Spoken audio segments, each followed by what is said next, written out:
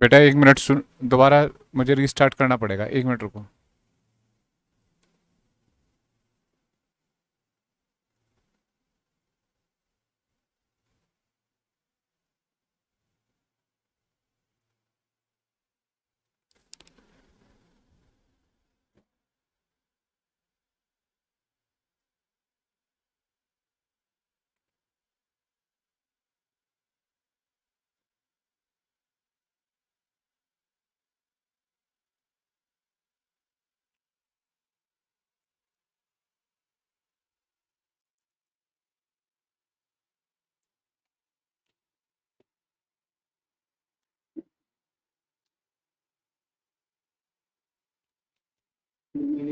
Good morning बच्चों।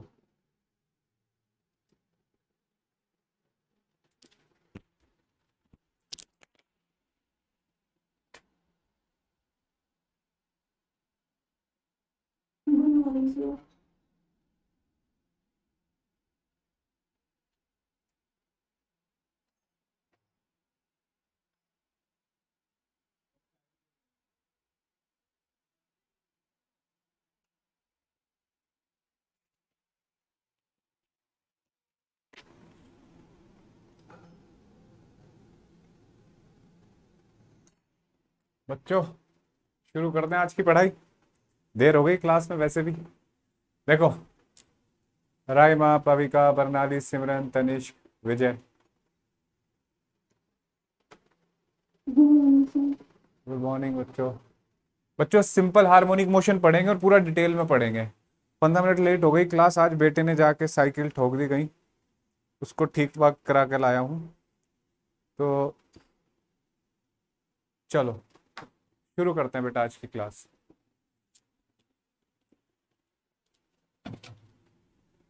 देखो, बिल्कुल ये मान के चलेंगे कि आपने पहले नहीं पढ़ रखा। सिंपल हार्मोनिक मोशन को मैं डिटेल में पढ़ाऊंगा क्योंकि एक टॉपिक है बच्चों, वेव।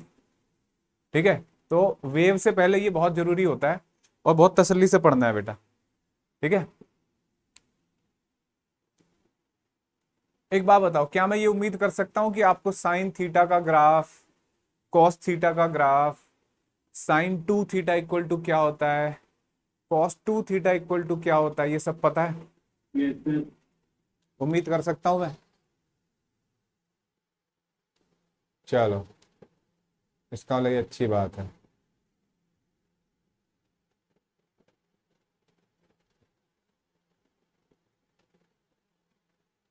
हम्म,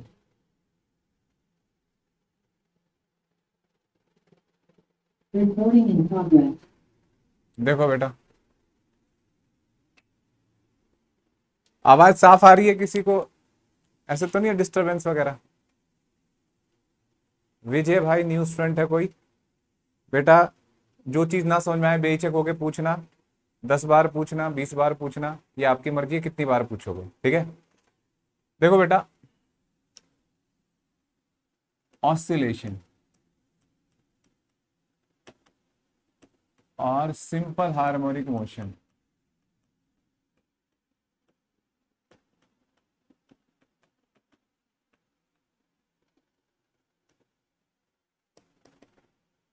मतलब ऑसिलेशन अलग चीज है, सिंपल हार्मोनिक मोशन अलग है। लेकिन किताबों में इसके चैप्टर के नाम ऐसे लिखे होते हैं, कहीं सिंपल हार्मोनिक मोशन लिखा होता है, कहीं ऑसिलेशन लिखा होता है।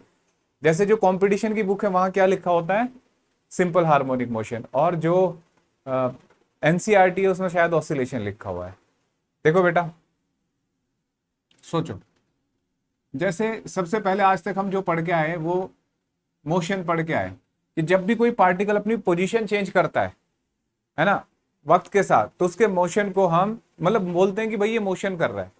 मोशन ट्रांसलेटरी मोशन हो सकता है, वो 1 डायमेंशन में हो सकता है, 2 डायमेंशन में, सर्कुलर मोशन हो सकता है, और रोटेटरी मोशन तक ये हम पढ़ के आए हैं, है ना। अब क्वेश्चन ये है, एक वर्ड है पीरियोडिक मोशन। पीरियोडिक मोशन, ये क्या होता है बच्चों? पीरियोडिक मोशन एक ऐसा मोशन है जिसमें एक पार्टिकल रेगुलर इंटरवल के साथ अपनी पोजीशन को रिपीट करता है। ठीक है, अपनी इनिशियल स्टेट को रिपीट करता है। तो a motion in which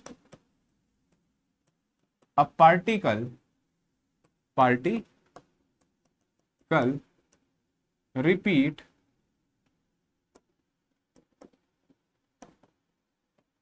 its motion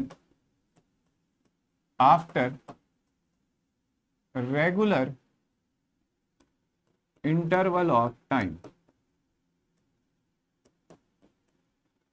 ठीक है बच्चों, एक ऐसा पार्टिकल जो रेगुलर इंटरवल के बाद अपनी ओ रिपीट इट्स स्टेट। अब क्वेश्चन आएगा, सर आपने पोजीशन क्यों नहीं लिखी, स्टेट क्यों लिख रहे हो?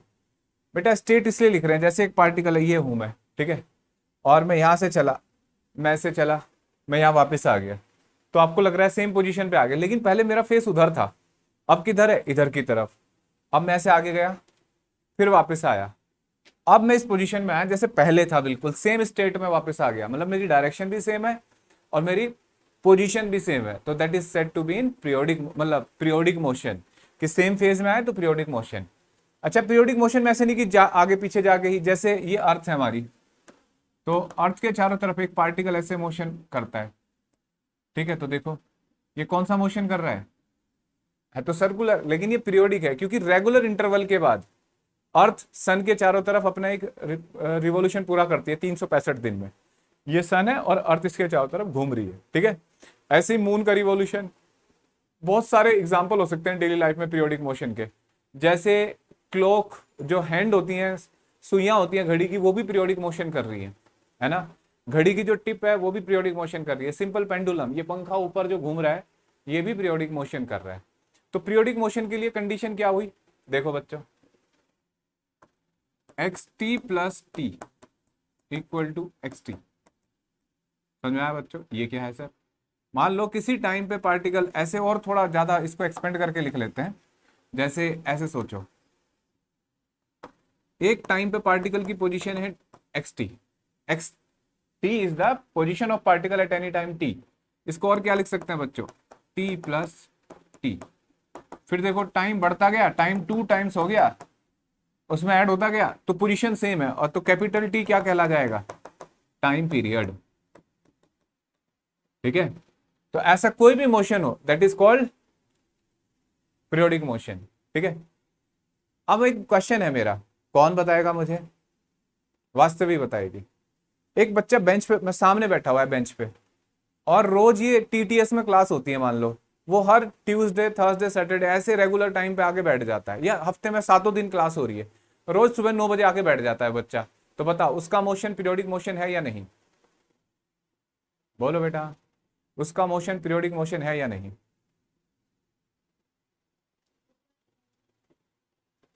नहीं बेटा, हाँ जरूरी नहीं कि उसी पाथ को फॉलो करके आए। जैसे आज मान लो यहाँ बैठा था 9 बजे, 1 घंटे की क्लास हुई, उसके बाद वो अपने घर गया, परसों अब क्लास हुई, वो क्लास के बाद नानी के घर चला गया, तो सोचो पाथ भी रिपीट होना चाहिए रेगुलरली, ठीक है। सेम उसी पाथ से आएगा पार्टिकल, तो हम मानते हैं पीरियोडिक मोशन, क्योंकि देखो हम फंक्शन सेम मान रहे हैं ना। जैसे तुम थोड़ा बहुत मैथ्स हो तुम्हारे पास, फंक्शन मैंने सेम लिखा है एफ एक्स, फंक्शन नहीं बदला, मैंने ऐसे नहीं लिखा f1x f2x, एक ही फंक्शन लिख रहे हैं हम, एक्स टी एक्स, ऐसे नहीं लिखा ना x1t x2t, तो फंक्शन वही होना चाहिए। तो ऐसे कुछ एग्जांपल मैं दिखा देता हूं पीरियोडिक मोशन के, जैसे ये एक्स टी पोजिशन है, तो ऐसे रेगुलर इंटरवल के बाद पोजिशन चेंज हो रही है, ठीक है, ये कैपिटल टी, ये टी, ठीक है बच्चों। और भी हो सकता है, जैसे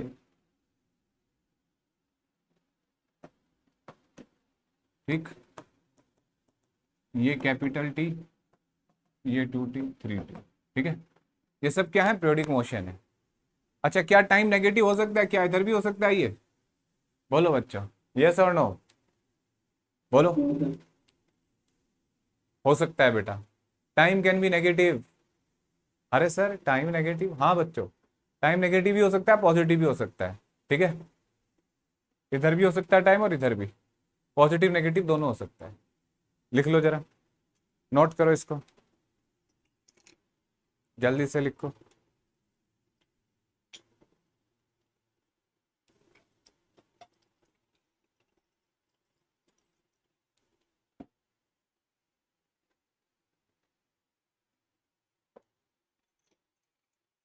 सर ये आगे वाला नहीं होगा हाँ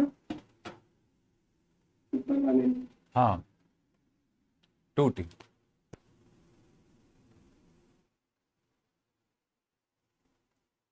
लिखो जल्दी जल्दी, लिख लिया बेटा। अब देखो, ये था पीरियोडिक मोशन। अब एक वर्ड आता है ऑसिलेटरी मोशन।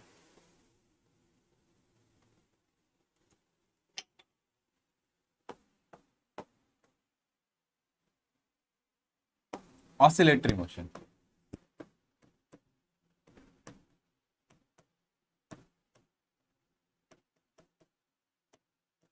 ठीक है।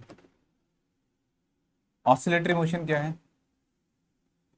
देखो बच्चों, जैसे ये एक पोजीशन है, ठीक है, और मैं एक पार्टिकल हूं, तो मैं यहां खड़ा हूं, मैं आगे जाता हूं, मैं फिर वापस ऐसे आता हूं इस जगह, फिर मैं इधर जाता हूं, और फिर मैं इस जगह वापस आ जाता हूं। फिर पीरियोडिक मोशन है। लेकिन ये ना मैं कोशिश कर रहा हूं, जैसे मैं यहां चला तो मेरे ऊपर फ्रिक्शन आगे लगा, जब मैं इधर चल रहा हूं तो फ्रिक्शन इधर लग रहा है। तो मेरी मर्जी, अगर मैं कहीं रुकना चाहूं तो रुक भी सकता हूं।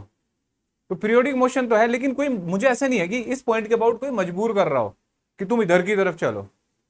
लेकिन अगर ऐसा कुछ होता कि मैंने पेट में ऐसे बेल्ट बांध रखी और यहां स्प्रिंग लगा हुआ है, एक दीवार में, सामने दीवार में बंधा हुआ है, और मैं ऐसे चलता, तो वो स्प्रिंग दबता, लेकिन मैं ताकत लगाता ऐसे, अरे स्प्रिंग दब जाता, वापस भेज देता ना मुझे ऐसे। अब मैं इधर जाता तो स्प्रिंग खिंचता, तो मैं इधर जाता। तो इसका मतलब देखना, मजबूर नहीं हो गया मैं अब यहाँ ऐसे ऐसे, मैं रुक नहीं सकता, अपनी मर्जी नहीं चला सकता, स्प्रिंग मुझे ऐसे धक्का देता रहेगा बार बार। तो ये जो मोशन है that is called oscillatory motion. जब कोई ऐसा मोशन हो जिसमें पार्टिकल मजबूर हो जाए वापस लाने को। अब तक जैसे मून है, मून पूरा चक्कर काटता है, ऐसे तो नहीं मजबूर हुआ, पहले ऐसे गया फिर वापस आया ऐसे, ऐसा तो नहीं हो रहा है ना। लेकिन ऐसा मजबूर हो जाए कोई पार्टिकल, जैसे पेंडुलम है, पेंडुलम को तुमने ऐसे छोड़ दिया, तो इसका वेट जो है बच्चे इसको वापस लाता है ना इस जगह, ये यहां नहीं रुक पाता, फिर ये इधर जाता है, फिर इसका वेट इसको ऐसे वापस लाता है, तो यही ऑसिलेट करता है ना बच्चों, ये ऐसे, है ना। ऐसे मोशन को क्या कहते हैं बच्चों, बोलो? Oscillatory motion. इसमें एक फोर्स है जो पार्टिकल को वापस लाने की कोशिश करता है, ठीक है, जो इसको वापस लाने की कोशिश करता है। तो जब कोई पार्टिकल पे ऐसा फोर्स लग रहा हो जो उसे बार बार वापस लाने की कोशिश कर रहा हो उसी पोजीशन में, तो ऐसे मोशन को बोलते हैं ऑसिलेटरी मोशन, ठीक है बच्चों। जैसे यहां देखो, मैं ऐसे दिखाता हूं कि एक पार्टिकल है, ये x की पावर n, जो इसको बोलते हैं रेस्टोरिंग फोर्स। रेस्टोरिंग फोर्स ऐसे है, k क्या है, कोई कांस्टेंट है, फोर्स कांस्टेंट लिख देते हैं इसको। अगर x जीरो कर दूं मैं तो फोर्स जीरो हो जाएगा। तो x is position with respect to equilibrium position. इसको ध्यान से सुनना बच्चों, समझना। इक्विलिब्रियम पोजीशन क्या होती है सर? अगर तुम, इक्विलिब्रियम पोजीशन होती है, पहले हम ये लिख ले यहां, इक्विलिब्रियम पोजीशन होती है जहां पे फोर्स जीरो हो, जैसे हमने मैकेनिक्स में पढ़ चुके हैं, एक्स जीरो हो गया, ठीक है, तो इसे क्या बोलेंगे बच्चों? Equilibrium position. तो यहां फोर्स जीरो हो गया, एक्स जीरो रख के देखो, फोर्स जीरो, तो इसके रेस्पेक्ट में कितना पार्टिकल आगे बढ़ा। जैसे मैं आपको छोटा सा एग्जांपल दिखाता हूं, ओ ओ ओ जैसे छोटा सा एग्जांपल दिखा रहा हूं स्प्रिंग पेंडुलम का। अभी यहां स्प्रिंग नेचुरल लेंथ में है, कोई कंप्रेशन या इलोंगेशन नहीं है स्प्रिंग में, स्प्रिंग नेचुरल लेंथ में, कोई इलोंगेशन या कंप्रेशन नहीं है। तो इस टाइम हम इसे क्या बोलेंगे भाई? इक्विलिब्रियम है ना। अब देखो, सोचो,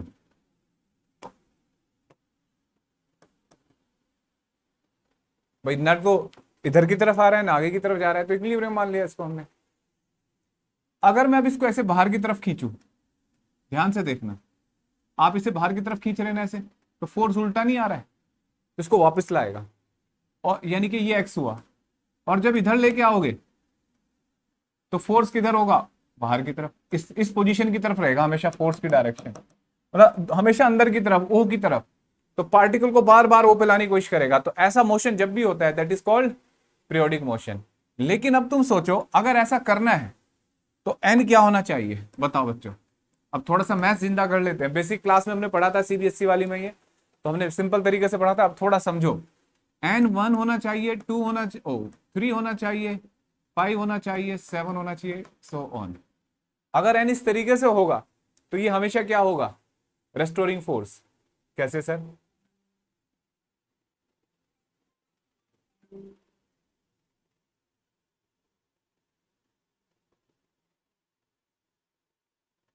विश्वनाथ सेन।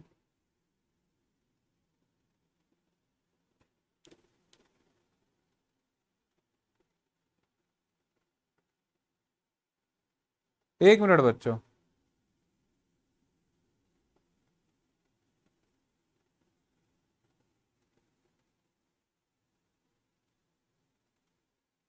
समझ में आ गया? एक मिनट एक मिनट। अगर ये मैंने थोड़ा गलत लिख दिया शायद। एन क्या होना चाहिए बच्चों? एन यहां पे क्या क्या होना चाहिए बच्चों? 1 है ना, और अगर एन 1 कर दूं तो यही रहेगा। अगर मैं एन की वैल्यू 3 रख दूं 5, ठीक है। समझ रहे हो बच्चों? तो ये क्या होगा, रेस्टोरिंग फोर्स होगा। मतलब इस पे रेस्टोरिंग फोर्स लेगा जो इसको वापस लेके आएगा। ठीक है, अब देखो बच्चों समझाता हूं मैं आपको। जैसे ये लॉजिक समझो बेटा। अगर मान लो, इसको समझाता हूं पहले मैं कि ऐसे 135 क्यों लिखे हैं। अगर मान लो मैं f equal to minus k x लिख दूं, मैं n की जगह 1 रख दूं, ठीक है, तो 1 रख दिया। अब जैसे ये ओरिजिन है, ओरिजिन से आगे x क्या होता है बच्चों? पॉजिटिव। आगे बढ़ोगे तो x पॉजिटिव होगा ना। अगर तुम यहां x की वैल्यू पॉजिटिव रख दोगे तो पॉजिटिव वैल्यू पे फोर्स क्या हो गया, नेगेटिव। तो नेगेटिव का मतलब क्या हो गया, पीछे की तरफ जाएगा नहीं बच्चों। सोचो, अगर मैं यहाँ x की वैल्यू पॉजिटिव रख दूं, यहाँ पे पॉजिटिव ही होगा, तो फोर्स नेगेटिव है, इसका मतलब वापस लाएगा नहीं इसको अंदर की तरफ। और अगर मैं इधर की तरफ चलूं तो x नेगेटिव होगा, ओरिजिन से इधर पीछे नेगेटिव होता है ना। तो जैसे मैं इसको नेगेटिव रखूंगा तो माइनस इंटू माइनस क्या हो जाएगा बच्चों, प्लस। तो प्लस क्या करेगा, इसको इधर की तरफ लेके जाएगा। पॉजिटिव फोर्स का मतलब आगे की तरफ। समझ में आ रही है बात? भाई मैं इसको ऐसे ओरिजिन, इसको ओरिजिन मान लिया, मीन पोजीशन को। अगर इससे आगे जा रहे हो बच्चों, आगे की तरफ, तो पॉजिटिव होता है एक्स और इधर नेगेटिव होता है एक्स, है ना। हमें फोर्स चाहिए हमेशा इधर की तरफ, अंदर की तरफ रहे फोर्स। तो चेक करते हैं, n1 पे चेक करा, f equal to minus k x की पावर 2 पे, इस पे रख के देखते हैं। समझ रहे हो बच्चों? 3 पे, 2 पे तो हमने माना ही नहीं, 3 पे रख के देखते हैं। देखो, अगर x पॉजिटिव होगा तो x की पावर 3 पॉजिटिव, माइनस तो माइनस का मतलब अगर आप आगे जा रहे हो तो फोर्स पीछे की तरफ। लेकिन जब तुम पीछे आओगे तो x माइनस होगा, और माइनस एक्स की पावर 3 क्या होता है बच्चों, माइनस। तो माइनस इंटू माइनस क्या हो जाएगा, प्लस। तो फोर्स किधर आएगा, आगे की तरफ। ठीक है, समझ में आया बच्चों? अरे ये लेकिन ओड वैल्यू क्यों है? स्क्वायर होता तो क्या? हाँ, अभी पहले ओड पे समझा दूं। फोर्स डायरेक्शन बदलना है ना। अब जैसे मैंने एक वैल्यू ली f equal to minus k x square, x positive रखो तो ये फोर्स नेगेटिव है, चलो अच्छी बात है ना। अगर मैं x नेगेटिव कर दूं, x नेगेटिव कर दूं, तो माइनस का स्क्वायर प्लस, फोर्स नेगेटिव ही रहेगा, इसका मतलब इधर की तरफ ही रहेगा। तो ऐसा फोर्स पार्टिकल पता किधर जाएगा, नेगेटिव एक्स की तरफ दौड़ना शुरू कर देगा, वापस आएगा ही नहीं कभी। हमें यहां ऐसा चाहिए कि एक फोर्स बार बार अपनी डायरेक्शन बदलता रहे, ऐसे ऐसे ऐसे ऐसे ऐसे, हमेशा उल्टा करता रहे काम, ओरिजिन पे लाए। ये फोर्स हमेशा ऐसे जाएगा तो पार्टिकल वापस आएगा ही नहीं। समझ में आ गया बच्चों? क्लियर है बात? 135 क्यों लिया, बोलो। अंगूठा दिखाओ अगर समझ में आ गया तो, अंगूठा दिखाओ जल्दी जल्दी जल्दी जल्दी बच्चों। वास्तवी, विजय, प्रत्युष, वर्णाली, सिमरन, उज्जवल, विजय। बेटा समझ में आ रहा है विजय? अब देखो, तो भाई ये एसएचएम, ये ऑसिलेटरी मोशन है। अगर इफ एम्पलीट्यूड, एम्पलीट्यूड वर्ड पढ़ा होगा आपने बेसिक क्लासेस में। एम्पलीट्यूड होता है मैक्सिमम डिस्प्लेसमेंट मीन पोजीशन से। If amplitude is minimum, then motion is called vibratory.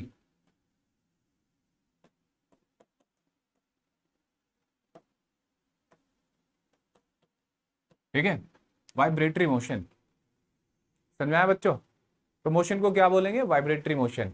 जैसे जैसे आसपास एक होता है भूकंप में तो ऐसे बिल्डिंग ऑसिलेट करती है ना, तो बड़ा भूकंप आता है।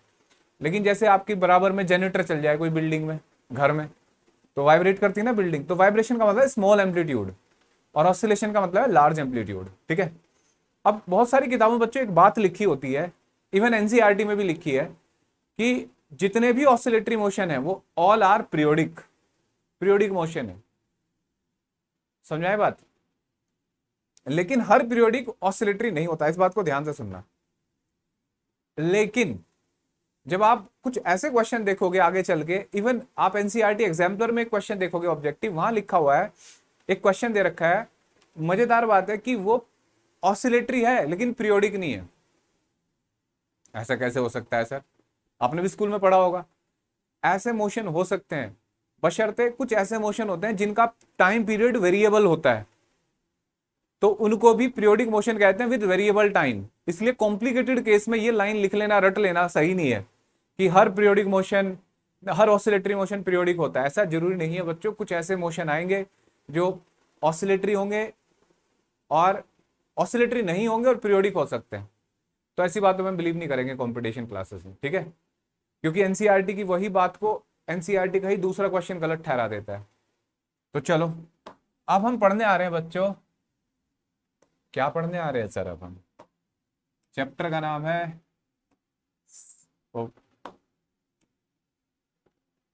Simple harmonic motion.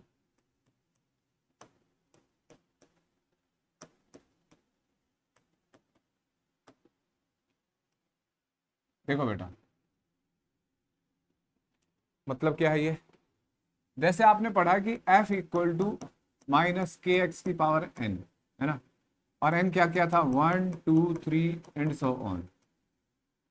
ऐसे समझ आया बच्चों? तो ये हमने कहा कि भाई ये ऑसिलेटरी मोशन है। अगर एक स्पेशल केस हो जाए बच्चों, स्पेशल केस क्या? अगर n इक्वल टू 1 हो जाए तो F इक्वल टू क्या हो जाएगा? Minus k x. F equal to minus k x, है ना। तो यहां force directly proportional to displacement हो गया। ठीक है, इसे क्या बोलते हैं बच्चों? SHM। मतलब एन की वैल्यू कुछ भी हो तो ऑसिलेटरी है, लेकिन एक स्पेशल केस जब force directly proportional to displacement हो जाए, that motion is called simple harmonic motion. ठीक है, और ऑसिलेटरी मोशन। समझ में आया बच्चों? Yes sir. तो देखो, और अगर ऐसा नहीं है तो उसको बोलते हैं अहार्मोनिक।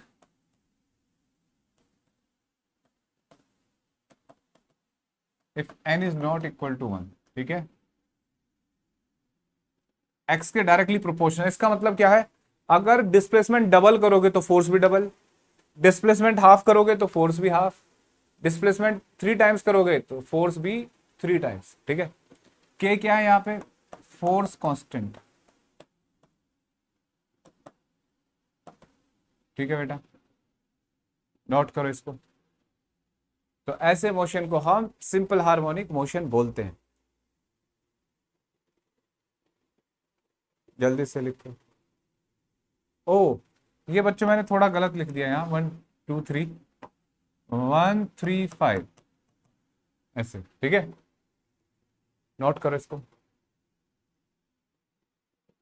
आज की क्लास में हम वो कंसेप्चुअल पार्ट पढ़ेंगे जिससे आजकल, देखो हमारे टाइम पे क्या होता था, ज्यादातर क्वेश्चन मैकेनिकल पार्ट से आते थे। इसका जो मैकेनिक्स इस्तेमाल होता है, बड़े बड़े क्वेश्चन होते हैं रोटेटरी के, ट्रांसलेटरी के। आजकल ट्रेंड बदला हुआ है, इसके थ्योरेटिकल पार्ट से ज्यादा क्वेश्चन निकल के आते हैं, चाहे कोई सा एग्जाम हो। अब देखो, तो पहले थ्योरेटिकल पार्ट को भी बहुत अच्छे से पढ़ना है। जो मैकेनिक्स पोर्शन है इसका, वो तो खैर पढ़ना ही पढ़ना है, उसमें तो कुछ बचना ही नहीं होता। अब मैथमेटिकल रिप्रेजेंटेशन ऑफ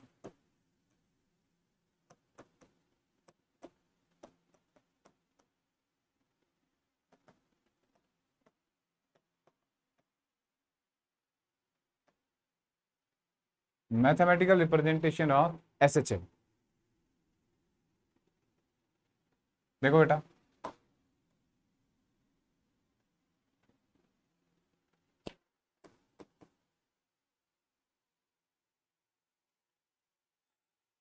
देखो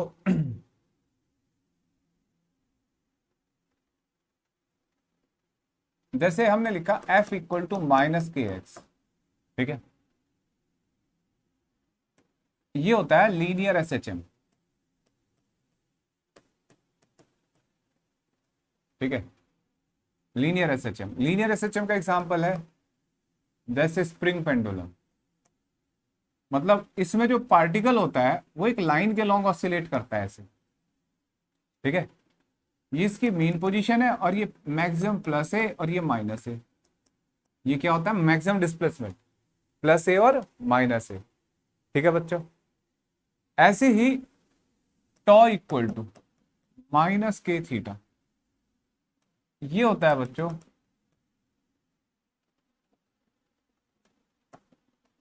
इधर थीटा, ठीक है, रस्सी की लेंथ एल, ऐसे मान लो ये ऑसिलेशन कर रहा है ऐसे।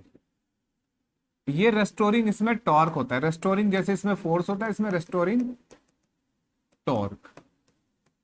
भाई अगर एंगुलर, और ये एंगुलर एसएचएम, देखो बेटा एंगुलर एसएचएम होता है, इसमें पार्टिकल एंगुलर डिस्प्लेसमेंट लेता है एक फिक्स पॉइंट के अबाउट, और इसमें लीनियर डिस्प्लेसमेंट, लीनियर मोशन हो रहा है, ठीक है। अब देखो इतनी बात समझ में आई बच्चों। f equal to minus k x, F को क्या लिखेंगे, एम ए। एक बच्चे ने कहा सर एम ए को लिख सकते हैं d two x by d t square, क्या वो सच कह रहा है, हाँ सर, ऐसी इक्वेशन है, ठीक है।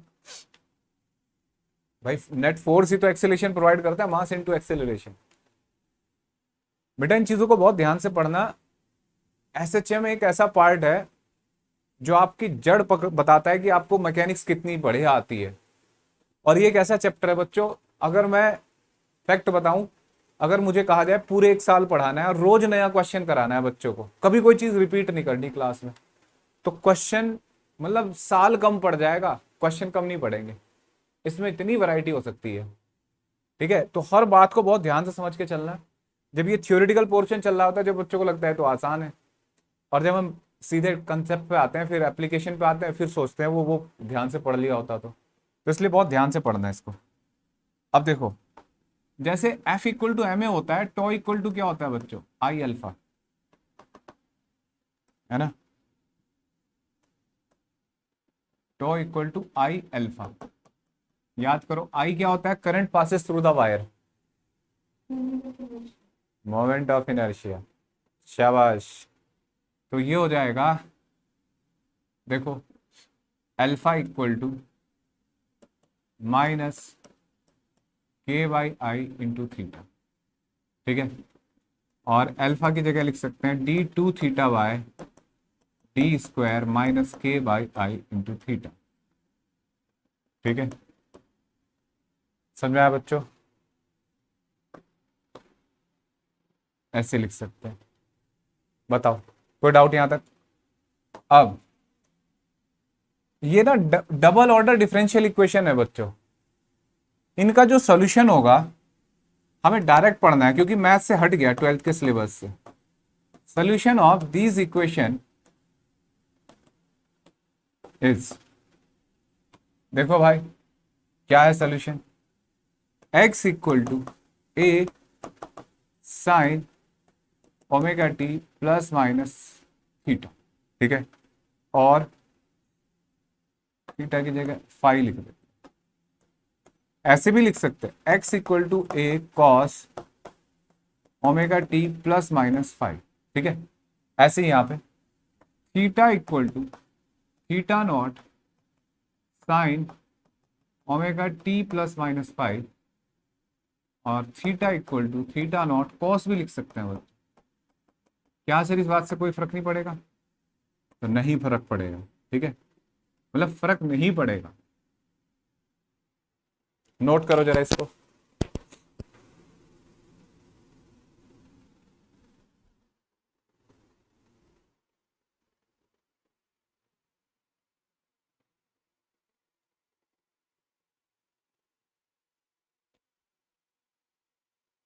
भाई जो तुम में से परम 3 वाले बच्चे हैं वो जल्दी जल्दी अपनी ऑब्जेक्टिव वर्कशीट पूरी कर देना। वर्कशीट वाले तो खैर चलो।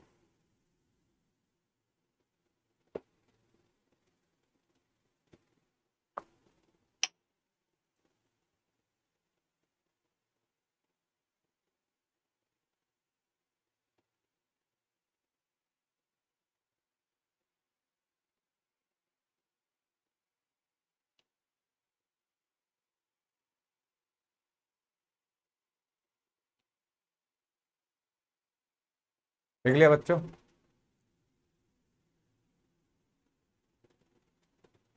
अब सर ये ए ओमेगा ये कहाँ से आए सर? अब देखो बेटा, इनको समझाता हूँ भाई, ये सॉल्यूशन है, अब इसके बारे में नहीं जाना कि हमें ऐसा क्यों। अब क्वेश्चन है सर एक्स पोजीशन कैसे चल रही है पार्टिकल की टाइम के साथ। देखो मैं क्या काम करूं, एक एक्सपेरिमेंट करके देखना, तुम अपने हाथ अभी करके देखना है काम। एक पेन ले लेना, मान लो पेन ऐसे ऑसिलेट कर रहा है, तो उसकी देखो ऐसे ऑसिलेट कर रहा है पेन, तो इसकी टिप ऐसे जम कर रही है, नहीं मतलब ऑसिलेशन कर रही है, दिख रही है तुम्हें पेन ऑसिलेट होता, ये ऐसे ऐसे ऑसिलेट कर रहा है ना। क्या करो, इसे अपने हाथ पे ऐसे चलाओ, और अपने हाथ को ऐसे खींचो, तो पेन देखना कैसी लाइनें बनाएगा आपके हाथ पे, ऐसी बनाएगा, है ना। तो यानी कि जब आपको पोजीशन टाइम के साथ देखनी होती है ना, तो पोजीशन टाइम ग्राफ ऐसे बनना चाहिए। तो ये सिंपल हार्मोनिक मोशन साइन या कोस में बनते हैं। साइन और कोस का कॉमन नाम क्या बता रखा है मैंने तुम्हें? साइनोसॉइडल। ठीक है, साइनोसॉइडल। साइन और कोस का कॉमन नाम होता है साइनोसॉइडल। ठीक है, तो साइनोसॉइडल फंक्शन बनता है। अब इसमें ये सारी चीजें अब हमें समझनी है कि क्या क्या लिखा है। ए क्या होता है बच्चों? एम्पलीट्यूड। ठीक है, मतलब मैक्सिमम डिस्प्लेसमेंट, मतलब इससे ज्यादा पेंडुलम चल नहीं सकता। और थीटा नोट, ये क्या हुआ बच्चों? ये भी एम्पलीट्यूड है, और ये है मैक्सिमम एंगुलर डिस्प्लेसमेंट। ये इसके केस में है ना। जब बेसिक क्लास में ये इक्वेशन नहीं लिखी थी तुमने, और इसका कोई इस्तेमाल भी नहीं किया था, आज बड़े तगड़े तगड़े क्वेश्चन इस इक्वेशन पे लिख के दिखाऊंगा मैं आपको। थी ना आप लोग उसमें बेसिक में? देखो बेटा, देखो जैसे अब ओमेगा क्या है, ये तो पढ़ लिया हमने। अच्छा एक्स क्या है? एक्स है डिस्प्लेसमेंट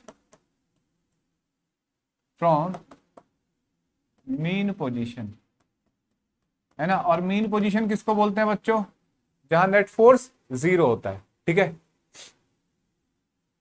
अभी आपसे मैं कुछ क्वेश्चन पूछूंगा बढ़िया बढ़िया। अच्छा, ए क्या है? ए तो बता दिया। अच्छा थीटा नोट, ऐसी ऐसी इसमें थीटा क्या है जैसे इसमें? तो ये है एंगुलर डिस्प्लेसमेंट।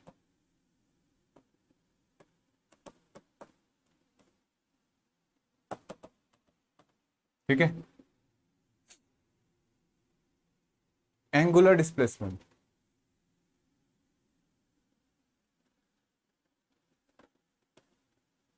इसके बाद सर ये ओमेगा क्या है? तो बेटा ओमेगा है दोनों केस में एंगुलर फ्रीक्वेंसी। आपको लगेगा सर इसे एंगुलर वेलोसिटी बोलो सर, तो बेटा ये एंगुलर वेलोसिटी नहीं हो सकता सूर्या। दोस्तों। बेटा अभी एसएचएम शुरू किया है, थियोरेटिकल पोर्शन चल रहा है, अभी इक्वेशन लिखी है एसएचएम की। ठीक है, अभी उसको डिस्कस करूंगा। जैसे इक्वेशन एसएचएम की ऐसे लिखी जाती है, और ओमेगा है एंगुलर फ्रीक्वेंसी, इसकी यूनिट होती है बच्चों रेडियन पर सेकेंड। ठीक है, अगर ओमेगा इक्वल टू, ध्यान रखना ओमेगा स्क्वायर इक्वल टू के बाई एम होता है, ये वाला। और यहां पे ओमेगा स्क्वायर इक्वल टू क्या होता है बच्चों? देखना जरा, ऐसे ही के बाई आई, मतलब जैसे इसमें मास होता है तो इसमें मोमेंट ऑफ इनर्शिया, इसमें फोर्स कांस्टेंट के, तो इसमें क्या होता है? Torque constant. तो इसके लिए भी लिख देता हूं मैं, तो यहां से omega square, omega equal to under root k by m. और बच्चों अकल के कच्चों, ओमेगा को क्या लिख सकते हैं भाई? 2 पाई बाई टी और ये k बाई एम, और यहां से टाइम पीरियड क्या आ जाएगा 2 pi under root m by k. तो t क्या होता है बच्चों, टाइम पीरियड। एक ऑसिलेशन में लगा time, that is called time period. और बिल्कुल सिमिलरली एंगुलर एसएचएम के लिए तो ओमेगा स्क्वायर इक्वल टू क्या हो जाएगा बच्चों, के बाई आई। ओमेगा को क्या लिखेंगे, 2 पाई बाई टी के बाई आई।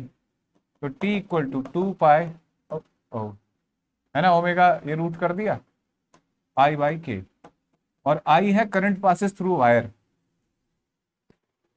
ऐसा तो नहीं है। आई क्या है बेटा, moment of inertia about point of oscillation. जल्दी जल्दी लिखो।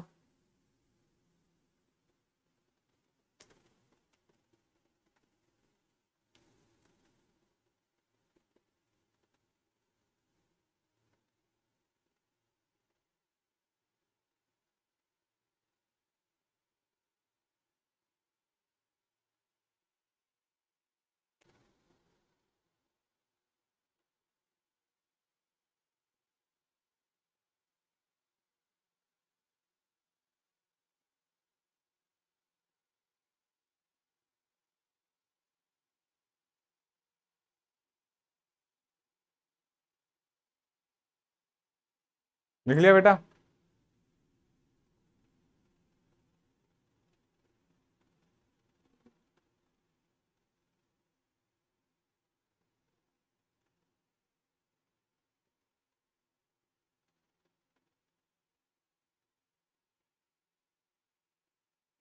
इतना नोट हो गया। अब इसमें ओमेगा पता लग गया। पाई क्या है, पाई इनिशियल फेज है बच्चों, है ना। इनिशियल फेज, इनिशियल फेज मतलब, और इपोक, दो नाम होते हैं इसके, और फेज कांस्टेंट।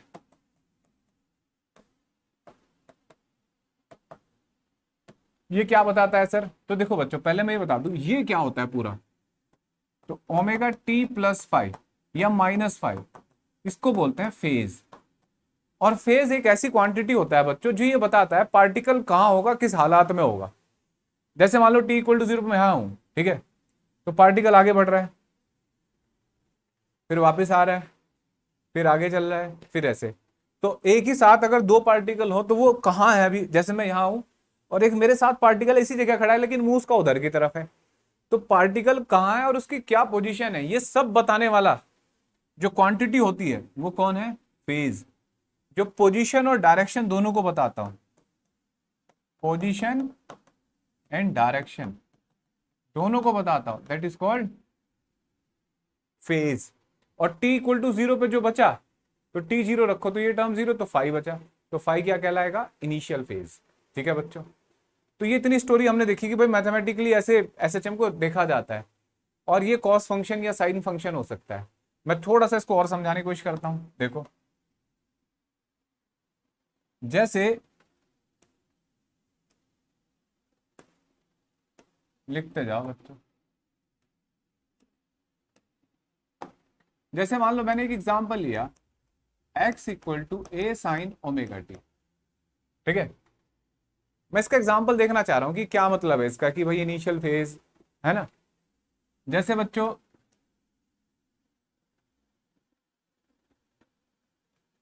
ये पेंडुलम है, ठीक है, मीन पोजीशन पे t इक्वल टू 0 पे यहां है ये, तो t इक्वल टू 0 पे ये यहां है रेस्ट में, ओ पे है, इक्विलिब्रियम पोजीशन पे। अब इसे कोई इंपल्स दे या कुछ भी दे तो यहां से चलना शुरू करेगा, मान लो किसी टाइम यहां है एक्स डिस्टेंस पे, और इसका प्लस ए एम्पलीट्यूड और ये माइनस है, तो देखो ये पहले ऐसे जाएगा,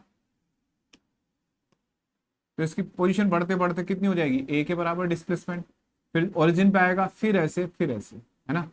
तो ये ऐसे ऑसिलेट करता रहेगा, एक ही लाइन पे चल रहा है, ये ऐसा नहीं कि ऐसे ऊपर नीचे हो रहा है, एक ही लाइन पे चल रहा है। अब मैं इसको यहां दिखाना चाह रहा हूं। अब मेरे पास दो तरीके हैं बच्चों दिखाने के इसको, या तो इसके पूरे के साथ बनाऊं इसका, तो इसको बोलते हैं फेज, या ओनली टाइम के साथ बनाऊं, तो फिलहाल मैं इसको टाइम के साथ बना के दिखा रहा हूं, या फेज के साथ बना के दिखा रहा हूं आपको, दैट इज फेज, है ना। देखो बेटा, तो हमें पता है कि यार टी इक्वल टू 0 पे यार ये ओरिजिन पे था, तो ओरिजिन से शुरू करेंगे बेटा, बढ़ा फिर घटा ऐसे, और ये जो वैल्यू होगी बेटा ये प्लस ए और ये माइनस ए, चेक करके देखते हैं। जब ये यहां पे था t इक्वल टू 0 पे, मान लो ये फेज है, ये हमने बोला भाई एंगल होता है ना ये पूरा, ये 2 पाई, ये पाई, ये पाई बाय 2 और ये 3 पाई बाय 2। तो जब इसका पूरा फेज 90 का होता है तो उस टाइम ये मैक्सिमम एम्पलीट्यूड पे होता है बच्चों ऐसे। जैसे मैं साथ साथ इसका एक और ग्राफ दिखाता हूं आपको, पोजीशन टाइम ग्राफ। ये फेज से उतना समझ में नहीं आता, इतना पोजीशन टाइम से समझ में आता है। बिल्कुल ऐसा ही ग्राफ बनेगा,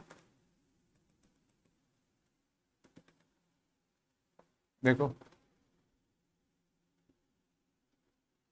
ये कह रहा हूं मैं, ये टाइम पीरियड टी है और ये टी बाई 2, देखो बेटा, और ये टी बाई 4। ये पार्टिकल यहां से यहां गया, फिर आया, फिर यहां गया, फिर आया, तो इसका मतलब यहां से यहां तक जाना 1/4 हुआ ना पूरी जर्नी का। सोचो बच्चों, 1/4 हुआ ना जर्नी का, तो जर्नी का 1/4 टाइम उसने यहां से यहां तक गया और इसमें मैक्सिमम एम्पलीट्यूड पकड़ लिया इसने, मैक्सिमम डिस्प्लेसमेंट ले लिया। फिर उसके बाद फिर यहां से यहां आया, फिर क्या हुआ बच्चों, फिर पोजीशन 0, लेकिन सेम फेज में नहीं, अब आ रहा है, मतलब जैसे मैं आगे गया फिर मैं पीछे आया, लेकिन मेरा मुंह तो इधर हो गया, तो अब मैं इधर जाऊंगा फिर इधर आऊंगा, तब तो मैं नेगेटिव डायरेक्शन में गया। देखो बच्चों ये नेगेटिव है, ये पॉजिटिव है, और ये कितना हो गया 3t/4, और ये कितना हो गया फिर t। ये एक ऑसिलेशन पूरा हुआ माना जाता है, ठीक है। एक और बात, ये ओरिजिन है, ठीक है, मीन पोजीशन है, यहां से x नीचे नेगेटिव ऐसे बच्चों। अब मैं तुम्हें एक बात कहूं कि t/8 पे मैंने t/2 का आधा किया, t/4, अगर मैं इसका आधा कर दूं तो t/8 हो जाएगा। तो ये वैल्यू कितनी होनी चाहिए बच्चों, बताओ। A/2। हाँ ये गलती मत कर देना बस, ये आधी नहीं होती, तो इसको कैलकुलेट करना होता है, अलग अलग पोजीशन पे क्या टाइम पीरियड होगा ये हमें कैलकुलेट करना पड़ता है, ठीक है। अब देखो बच्चों, ये तो हुआ x equal to a sine omega t. अगर मान लो पार्टिकल ऐसा कुछ होता, मान लो ये मीन पोजीशन है और यहां t इक्वल टू 0 पे यहां से चला, तो ये a और ये a। अब हम इसको कैसे लिखते हैं, मैं इसको लिखता x equal to a cos omega t. एक बच्चा कह रहा है सर आप ऐसे भी तो लिख सकते थे, ओमेगा टी प्लस π/2। तो डैडी का नाम पापा है भाई, पापा बोल लो या डैडी बोल लो। t इक्वल टू 0 करोगे साइन 91 हो गया, वो भी लिखा जा सकता है और ऐसे भी, बस साइन ओमेगा टी नहीं लिखा जा सकता। अब इसका ग्राफ बनाना हो कॉस वाले का तो कैसे बनेगा बेटा, फरहान आ गए तुम, ऐसे t इक्वल टू 0, ठीक है, फिर यहां माइनस ए, फिर 0, सेम बनेगा ना बेटा ऐसे ही। तो ये कौन सा ग्राफ हो गया, x equal to a cos omega t, ठीक है। लिखो जरा, अभी तक हमने जो सीखा है कि केवल पीरियोडिक मोशन क्या होते हैं और भाई ऑसिलेटरी मोशन क्या होते हैं, उससे मैथमेटिकली क्या रिप्रेजेंट करते हैं, छोटे छोटे टर्म्स सीखे हैं। तो पहले इन छोटे छोटे टर्म्स पे कुछ क्वेश्चन देख लेते हैं, ठीक है, जल्दी से लिखो।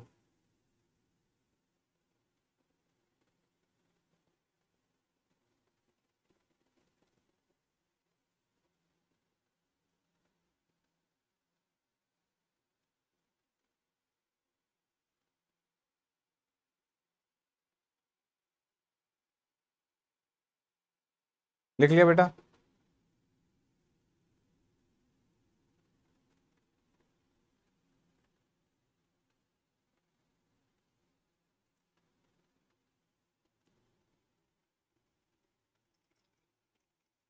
जिसको डाउट हो वो पूछता रहे।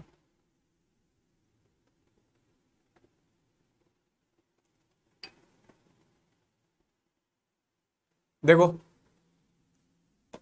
अब मैं पहला क्वेश्चन पूछता हूं बच्चों, ये सारी स्टोरी आपने पढ़ ली। पहला question, which of the following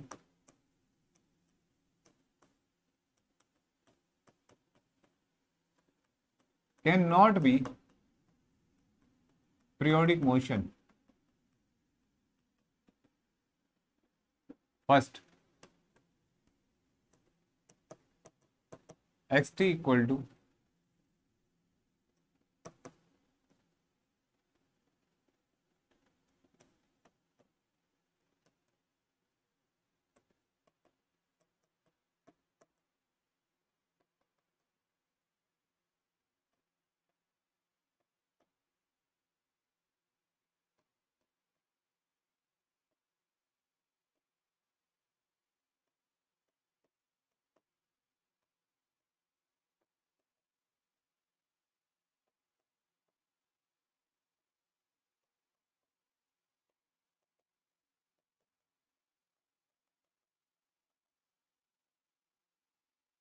ठीक है।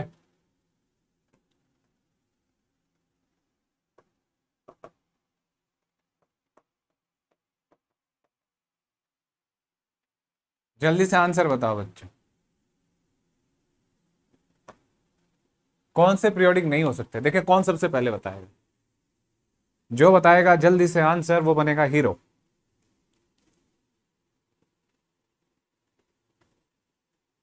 भाई जो लेट आए उनको बता दूं, मैंने बताया पीरियोडिक मोशन होते हैं जो अपनी वैल्यू को रिपीट करते हैं रेगुलर इंटरवल के बाद। ठीक है, अब पूरा 11वीं पढ़ चुके हो तुम, 12वीं में आ गए हो, कुछ 12वीं भी पास कर गए तुम में से, पता नहीं कौन कौन से बच्चे। तो उम्मीद करते हैं इतना कॉमन सेंस तो आ गया होगा कि आप चेक कर सकते हो कि कौन सा फंक्शन लगातार बढ़ रहा है, कौन सा घट रहा है, कौन सा ऑसिलेटरी हो सकता है, कौन सा नहीं।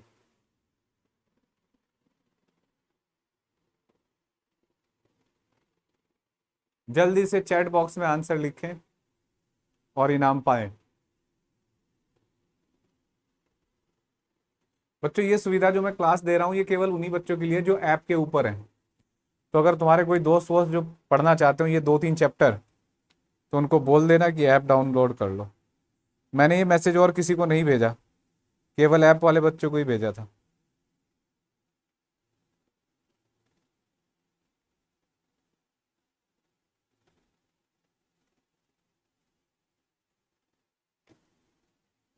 सिक्स्थ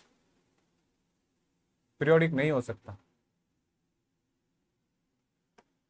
भाई विजय का आंसर है, सिमरन का आंसर है 1 2 3 7 6, यानी कि 1 2 3 7 6। शाबाश, सिमरन का आंसर सही है। बच्चों ये पीरियोडिक फंक्शन नहीं हो सकता, क्यों?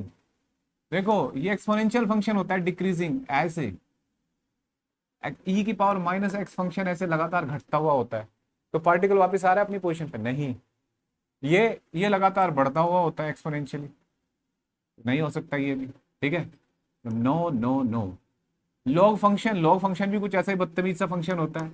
नहीं, कॉस फंक्शन अभी देखा है, ये हो सकता है, ये हो सकता है, ये दोनों हो सकते हैं।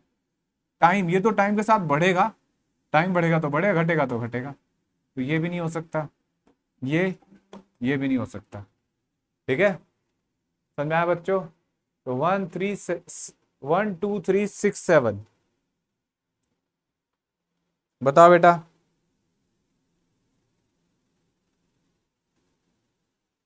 समझ में आ गया सबको? बरनानी ने भी आंसर भेज दिया शायद। 1 2 3 6 7, ठीक है बेटा। तो पीरियोडिक पहचानना आ गया, अंगूठा दिखाओ अगर समझ में आ गया तो। बस जो लगातार रिपीट करें अपनी वैल्यू को, ये तो लगातार बढ़ते हुए या घटते हुए फंक्शन है यार। अंगूठा दिखाओ भाई। अहमद, विजय, उज्जवल, सूर्या, प्रत्युष, पेविका, रायमा, बरनाली, तनिष्क। अब देखो इसके बाद नेक्स्ट पॉइंट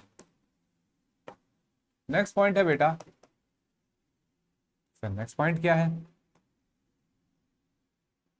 सोचो। अब दूसरा क्वेश्चन देता हूं मैं तुम्हें। विथ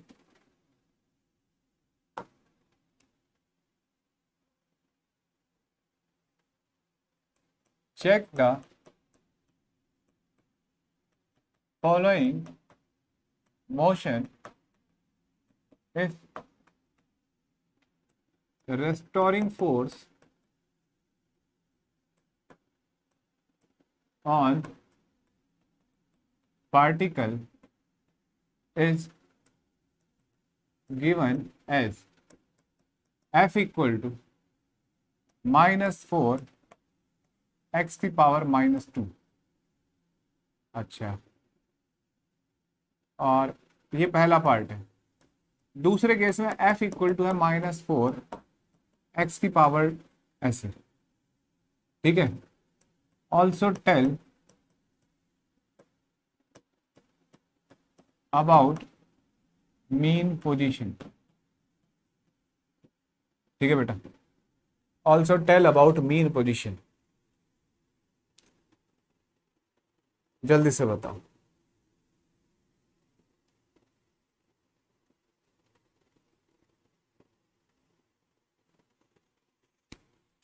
देखो बेटा, पीरियोडिक मोशन का मैंने जो बताया कि कोई भी वैल्यू ना रिपीट ना करे पार्टिकल, उज्जवल, कोई वैल्यू रिपीट ना करे। हाँ नहीं, गलत बोल गया मैं। पीरियोडिक का मतलब वैल्यू रिपीट करे रेगुलर इंटरवल के बाद। तो केवल साइन और कॉस ऐसे फंक्शन थे जो रिपीट कर रहे थे, बाकी सारे रिपीट नहीं करते। अच्छा, एक मजेदार बात है, चलो मैं एक और चीज बताता हूं। अगर इसमें ये भी होता, 8वां ऑप्शन, 8 10 कॉट ओमेगा टी, बताओ ये कोट कोट, दोबारा लिख देता हूं, कॉट ओमेगा टी भी होता तो क्या होता ये पीरियोडिक? हाँ, यस और नो? नहीं, क्यों? बोलो बोलो। पढ़ा तो था बट याद नहीं आ रहा, टाइम ऊपर नहीं। बेटा देखो, पार्टिकल है, पार्टिकल जाते जाते अचानक गायब हो जाए फिर वापस आ जाए, ऐसा हो नहीं सकता ना। तो पार्टिकल है, तो पार्टिकल जाते जाते गायब नहीं हो सकता, हर जगह फाइनाइट होगा। कोट और 10 कुछ जगह क्या कर देते हैं, इनफाइनाइट पोजीशन पकड़ लेते हैं। समझ में आई बात? तो इसलिए 10 और कोट नहीं हो सकता, ठीक है। ये इनफाइनाइट पोजीशन पकड़ लेते हैं। तो साइन और कोस ही पीरियोडिक हो सकते हैं, क्योंकि ये हमेशा फाइनाइट होते हैं -1 और +1 के बीच में, ठीक है, इसलिए ऐसा है। अब देखो बेटा,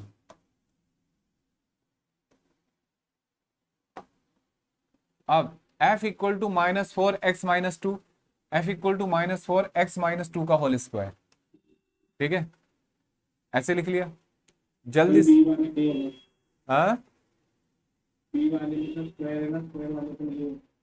चेक करते हैं, देखो पूरा समझाता हूं। पहले तो चेक करो मीन पोजीशन। मीन पोजीशन का मतलब होता है वहां पे फोर्स 0 होता है ना। तो पहले ए पार्ट सॉल्व कर रहे हैं। नेट फोर्स क्या कर देते हैं बच्चों, 0। तो x-2 क्या हो जाएगा बच्चों, ये 0। तो यहां से x क्या आ जाएगा, 2 आ जाएगा ना। यानी कि x इक्वल टू 2 पे इस पार्टिकल की मीन पोजीशन है ना,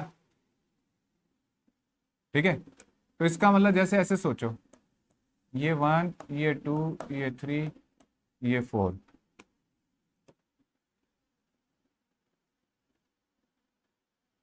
ये ऐसे ऑसिलेट कर रहा होगा ना बच्चों, यहीं पे ही, है ना। नहीं, हमें कैसे पता ऑसिलेट कर रहा होगा, चेक करते हैं। अब देखो बेटा, हमने क्या पढ़ा है कि अगर मीन पोजीशन से थोड़ा आगे चलाएं तो फोर्स उल्टा हो जाना चाहिए, और पीछे जाएं तो फोर्स इधर हो जाना चाहिए। जब तुम इस पार्टिकल पे x से बड़ी वैल्यू रखोगे, समझ रहे हो बच्चों, x से बड़ी वैल्यू रखोगे, फॉर एग्जांपल आपने यहाँ पे 4 रख दिया, तो 4 - 2 क्या होता है, +2। तो माइनस ही रहेगा ना फोर्स, है ना। तो इसका मतलब फोर्स अंदर की तरफ। लेकिन अगर x की वैल्यू 1 से छोटी हो, सॉरी 2 से छोटी हो, तो जैसे 1 रख दो, तो 1 - 2 कितना होता है, -1, और एक माइनस ही है तो प्लस, यानी कि फोर्स तब इधर की तरफ। तो फोर्स अपनी डायरेक्शन बदल रहा है, इस पोजीशन से इधर तो उल्टा है, और इससे इधर। तो ये पार्टिकल क्या करेगा, SHM, ठीक है। ये मीन पोजीशन हुई, और it will have SHM about x equal to 2। Clear है बच्चों? ऐसा कुछ मैंने एक बार तुम्हें पोटेंशियल एनर्जी में भी पढ़ाया था, जब मैं मैकेनिक्स पढ़ा रहा था बेटा तुम्हें, थे बच्चे उस क्लास में कोई? अब देखो बी पॉइंट, अब इसको देखते हैं। तो फोर्स 0 करो बच्चों, तो -4x-2 का होल स्क्वायर, इसको 0 कर दो, तो x-2 इक्वल टू 0, तो x इक्वल टू 2, ठीक है बेटा, ऐसे लिख सकते हैं। तो x इक्वल टू 2 पे क्या आ गया बच्चों, ये मीन पोजीशन, ठीक है। ये भी mean position x equal to 2 है सर, है ना।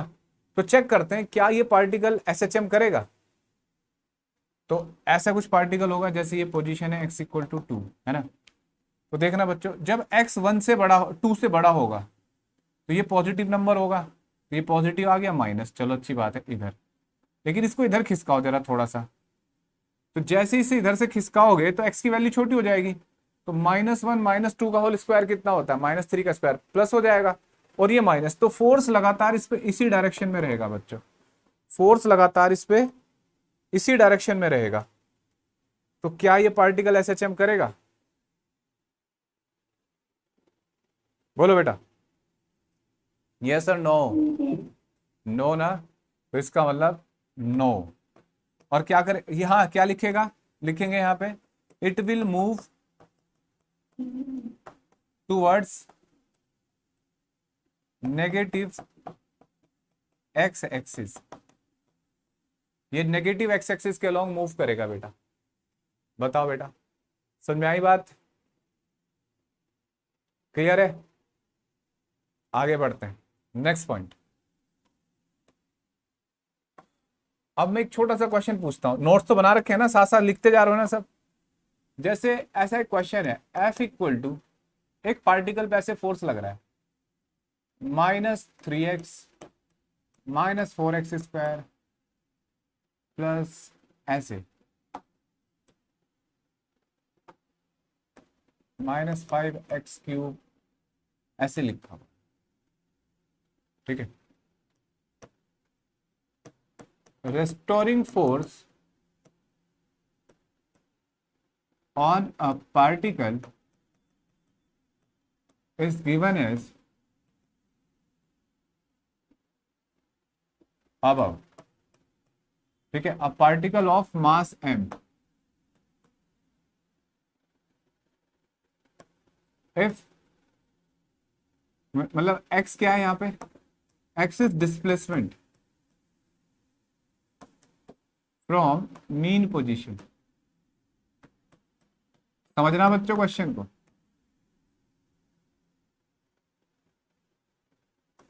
if particle is displaced slightly from mean position, then slightly word 1 crore का है बच्चों यहाँ पे, then what will be time period of motion, ठीक है, टाइम पीरियड ऑफ मोशन। बताओ बच्चों, एक पार्टिकल पे ऐसा फोर्स लग रहा है और उसका मास दे रखा है और बोला है कि अगर उसको मीन पोजीशन से स्लाइटली डिस्प्लेस कर देते हैं तो भाई उसका टाइम पीरियड बताओ, क्या वो एसएचएम है नहीं है, ये सब बताओ, ठीक है। स्लाइटली डिस्प्लेस, अच्छा मीन पोजीशन क्या होगी इसकी, F0 रख के देखो, x0 आएगा, ओरिजिन ही है, फोर्स 0 रखते ही 0 आ रहा है, यानी कि x equal to 0 slightly displace करा, बहुत छोटी वैल्यू। अच्छा एक बात बताओ बच्चों, छोटी वैल्यू का स्क्वायर क्या होता है, और छोटा होता है, जैसे 0.2 का स्क्वायर 0.04। तो अगर x इज वेरी स्मॉल, है ना, तो भाई x² x³ वाले टर्म नेग्लेक्ट हो जाएंगे, क्या बचेगा, -3x, है ना। ओ ये तो अब एसएचएम हो गया।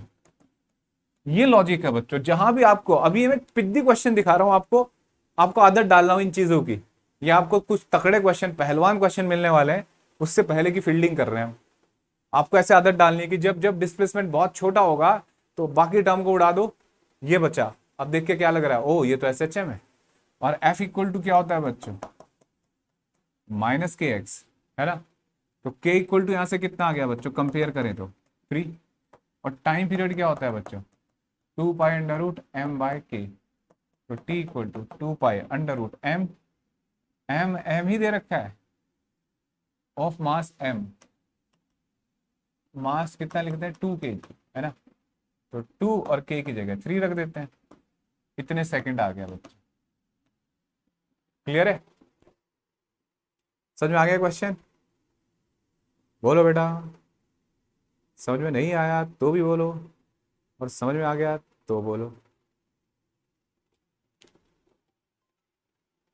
जल्दी से बोलो। हेलो। हाँ जी। हाँ जी हाँ। नहीं सॉरी मैडम, नहीं सॉरी मैडम। लिख लिया बेटा? समझ में आ गया तो अंगूठा दिखाओ जल्दी जल्दी।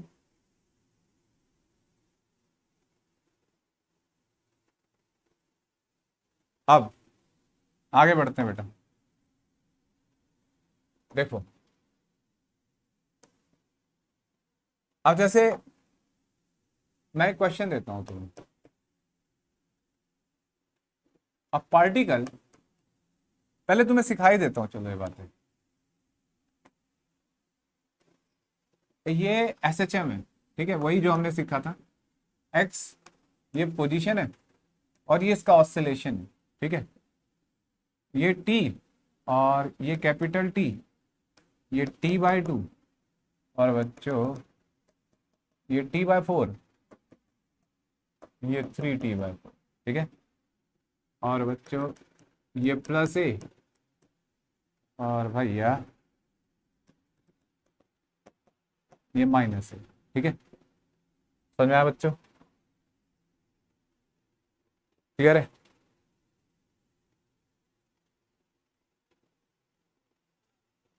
देखो,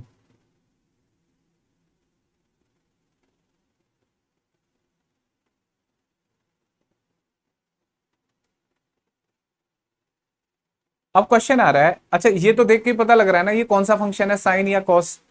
ये कौन सा फंक्शन है बच्चों? x equal to a sine omega t, है ना। A sine 2π/t into t. ऐसे लिख सकते हैं x equal to a cos 2π/t into t. लेकिन ये कॉस तो नहीं है, तो साइन ही है, तो बस साइन ही लिखते हैं, ठीक है। अब देखो बेटा, अब क्वेश्चन ये आया कि मुझे ये पता करना है कि जब उसकी पोजीशन, मतलब वो टाइम T/8 पे है, तो उसकी पोजीशन क्या है, ये पता करना है, ठीक है। x की वैल्यू कितनी है? तो देखो बेटा, आपको क्या करना है, इस t की जगह T/8 रख दो यहाँ, भाई टाइम ही तो है ये, है ना।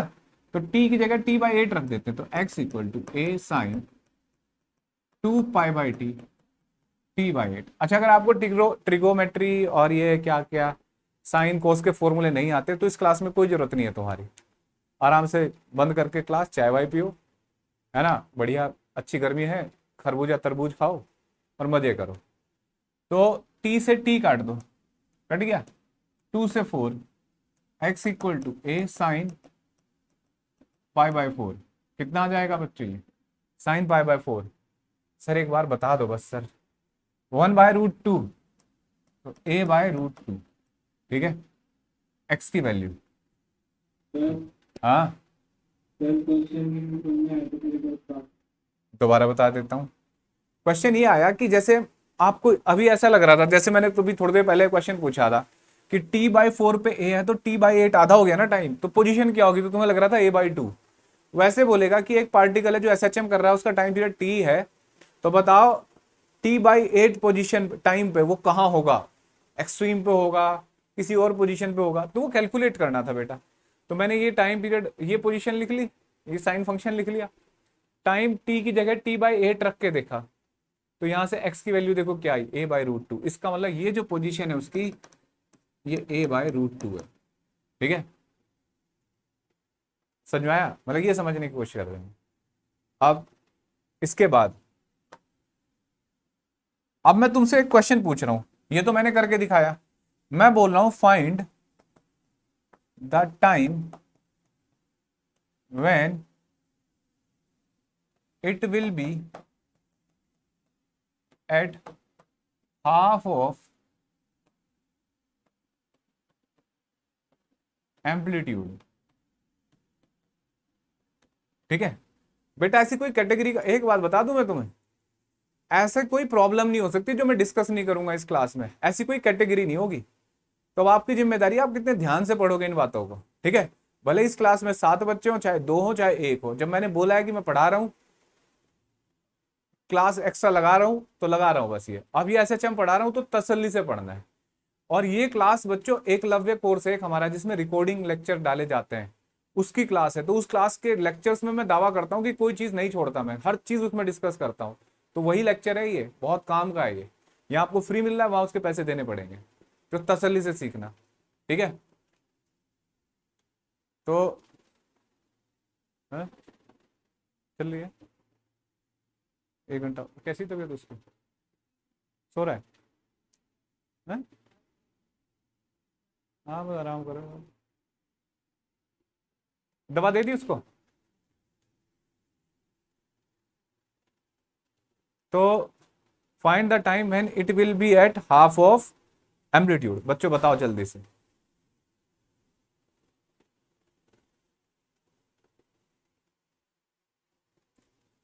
प्रत्युष का आंसर आ गया। सर हम्म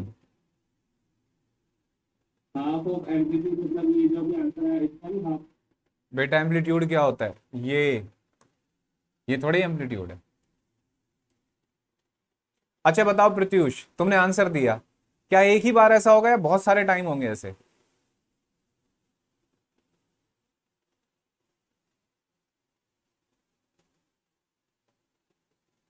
मैनी टाइम्स। लिख के दिखाना वो सीरीज। देखो बच्चों, उम्मीद करता हूं ये तो तुमने लिख लिया होगा।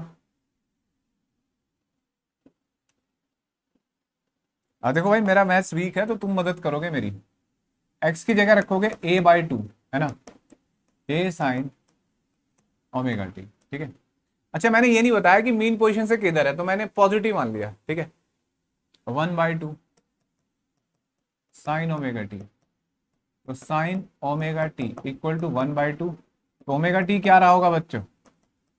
1/2 क्या होता है? साइन 30 ना, तो π/6, है ना। ओमेगा की जगह क्या रखोगे? 2π/t, π/6। पाई से पाई कट गया, ओ ये स्मॉल टी, तो स्मॉल टी इक्वल टू कितना आ जाएगा? t/12। यानी कि t/12 पे वो हाफ ऑफ एम्पलीट्यूड होगा, ठीक है, हाफ ऑफ एम्पलीट्यूड।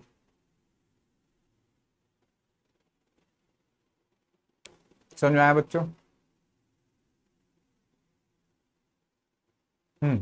और वैसे क्या लिखना है तुम्हें, जैसे तुम मैथ्स वाले स्टूडेंट हो तो इसको ऐसे लिखना था एक्चुअल में, sign omega T sine π/6।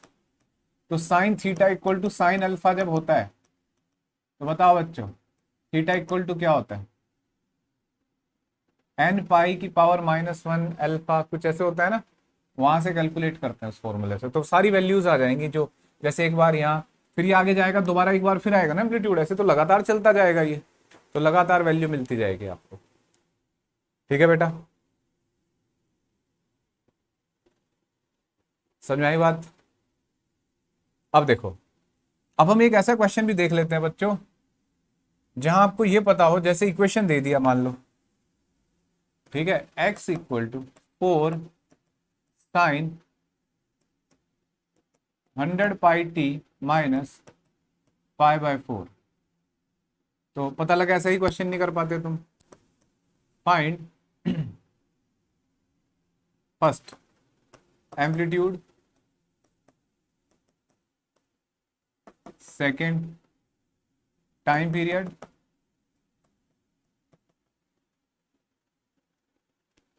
Third initial phase, ठीक है।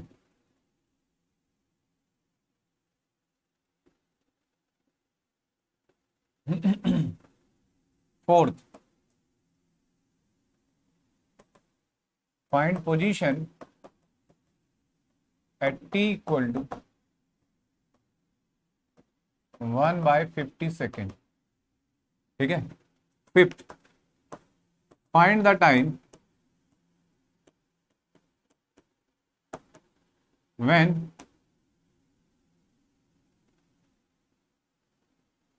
x इक्वल टू 2, ठीक है। ये सारे पार्ट करने बच्चों आपको इस क्वेश्चन के, बिल्कुल बेसिक क्वेश्चन है बच्चों। आज की क्लास एकदम बेसिक क्लास क्वेश्चंस पे बेस्ड है, पता लगा ये सब सीखोगे तो कुछ जानोगे बेटा, नहीं तो कुछ नहीं होगा।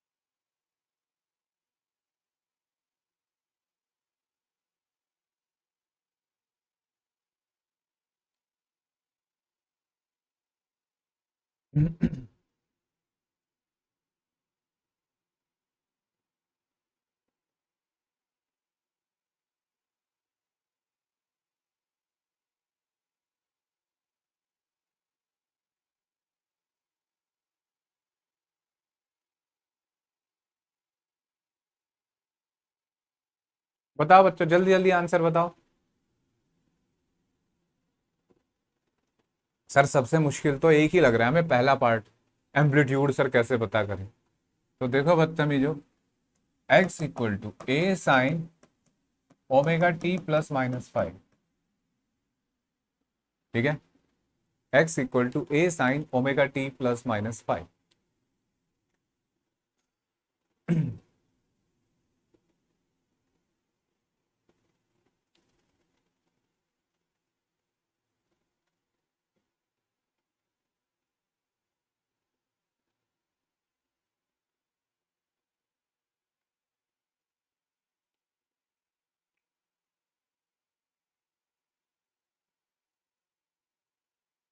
पहले पार्ट का आंसर है बच्चों a इक्वल टू आ गया 4, है ना, कंपेयर कर लो, साइन कोस कुछ भी लिखा हो सकता है, कोई फर्क नहीं पड़ता। फिर पूछा है टाइम पीरियड, तो बच्चों ये पूरा क्या होता है, ओमेगा। ओमेगा को क्या लिखेंगे बेटा, 2 पाई बाई टी, 100 पाई, पाई से पाई कट जाएगा, टी इक्वल टू 150 आ जाएगा ना, है ना, 0.02 सेकेंड। शाबाश। अब देखो,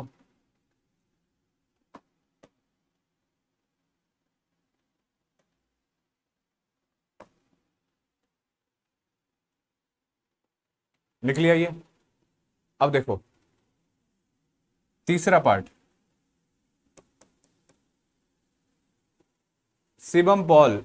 बेटा हमारी क्लास ही 11:10 के आसपास शुरू हुई थी, 5-10-15 मिनट हम लेट हो गए थे, तो मेडिकल इमरजेंसी आ गई थी कुछ फैमिली में। अब शुरू करी है, तो अभी थोड़ी देर पहले शुरू करी थी, तो हम पहले पार्टिकल की पोजीशन पे क्वेश्चन कर रहे हैं, है ना। तो उम्मीद करता हूँ ईमानदारी से सीखोगे, कोई चीज नहीं समझ में आएगी तो पूछोगे, ठीक है बेटा। शिवम सुन पा रहे हो, अंगूठा दिखाओ अगर सुन पा रहे हो मुझे।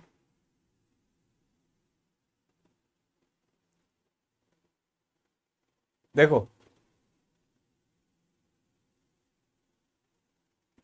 अब आगे बढ़ते हैं, थर्ड पार्ट बच्चे इसका, इनिशियल फेज के लिए t0 रखते हैं, इस पूरे में t0 रख दो, तो जो बचेगा वो, तो 5 इक्वल टू -π/4, ठीक है। अच्छा 3 3 3, find the position at t equal to 1/5, तो x इक्वल टू 4 साइन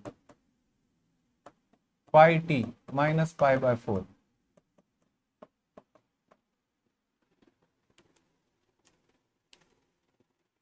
ठीक है, ऐसे लिखेंगे बेटा।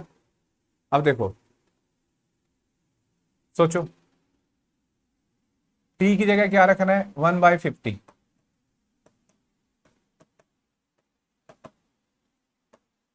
अच्छा गलती से इसका टाइम पीरियड है तो अपनी पोजीशन रिपीट करेगा, जो जो जीरो पे पोजीशन होगी ना, t इक्वल टू 0 पे, वही वहां होगी, क्योंकि टाइम पीरियड इसका 1/50 आया है ना, और वही गलती से मैंने टाइम दे दिया, तो कोई बात नहीं, दोबारा लिख लेते हैं, कर लेते हैं।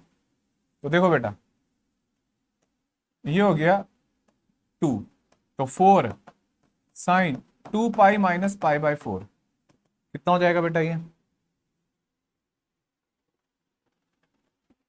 बताओ रे बच्चों। Sine sine pi by 4। 8 pi minus pi by 4, ठीक है, कितना हो जाएगा बेटा ये? नहीं ऐसे करो ना, एक फॉर्मूला नहीं होता, sine pi minus theta, minus sine theta होता है ना, माइनस साइन पाई बाय 4, है ना, और ये साइन पाई बाय 4 1/√, ये आ गया आंसर। माइनस ही है। आएगा बेटा साइन 2 पाई माइनस, अच्छा पहले में साइन पॉजिटिव होता है ना। हम्म,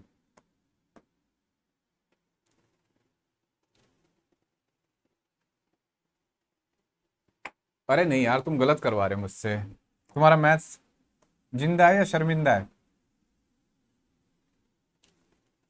माइनस आएगा बेटा, बता बाकी। सेकंड क्वाड्रेंट में साइन तो पॉजिटिव होता है।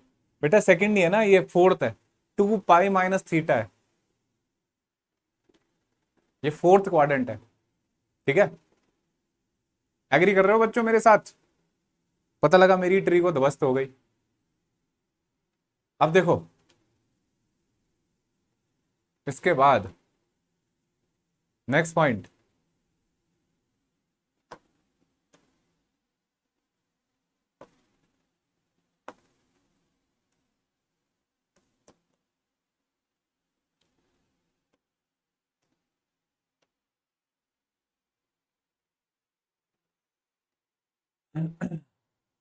क्लियर है बच्चों ये? नेक्स्ट पॉइंट, अब देखो बेटा मैंने ये सीधे अच्छा हाँ लास्ट पार्ट भी तो बताऊं, लास्ट पार्ट हो गया तुम्हारा?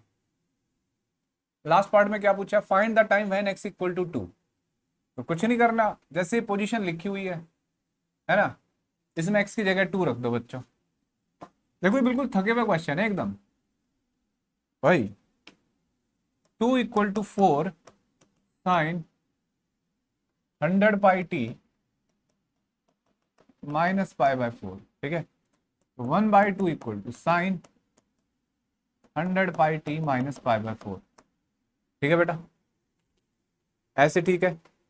अब देखो इसको क्या लिख सकते हैं बच्चों, साइन पाई बाय 6 लिख सकते हैं ना एज इट इज, तो 100 pi t minus pi by 4 equal to pi by 6।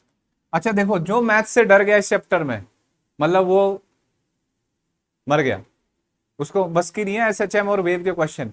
और मजेदार बात है, शुरुआत में ही थोड़ा सा मैथ्स है इस चैप्टर में, बाद में कोई मैथ्स नहीं है।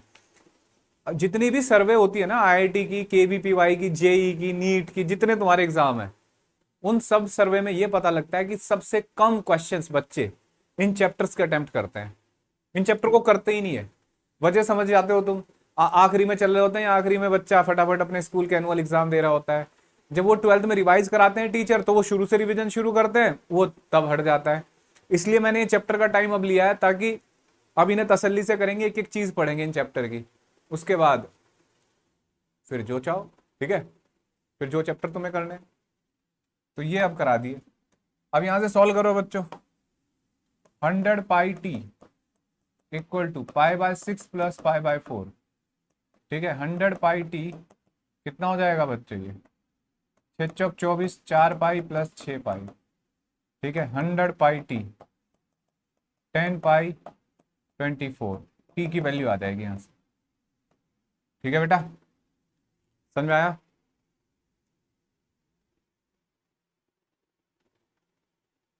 कोई डाउट?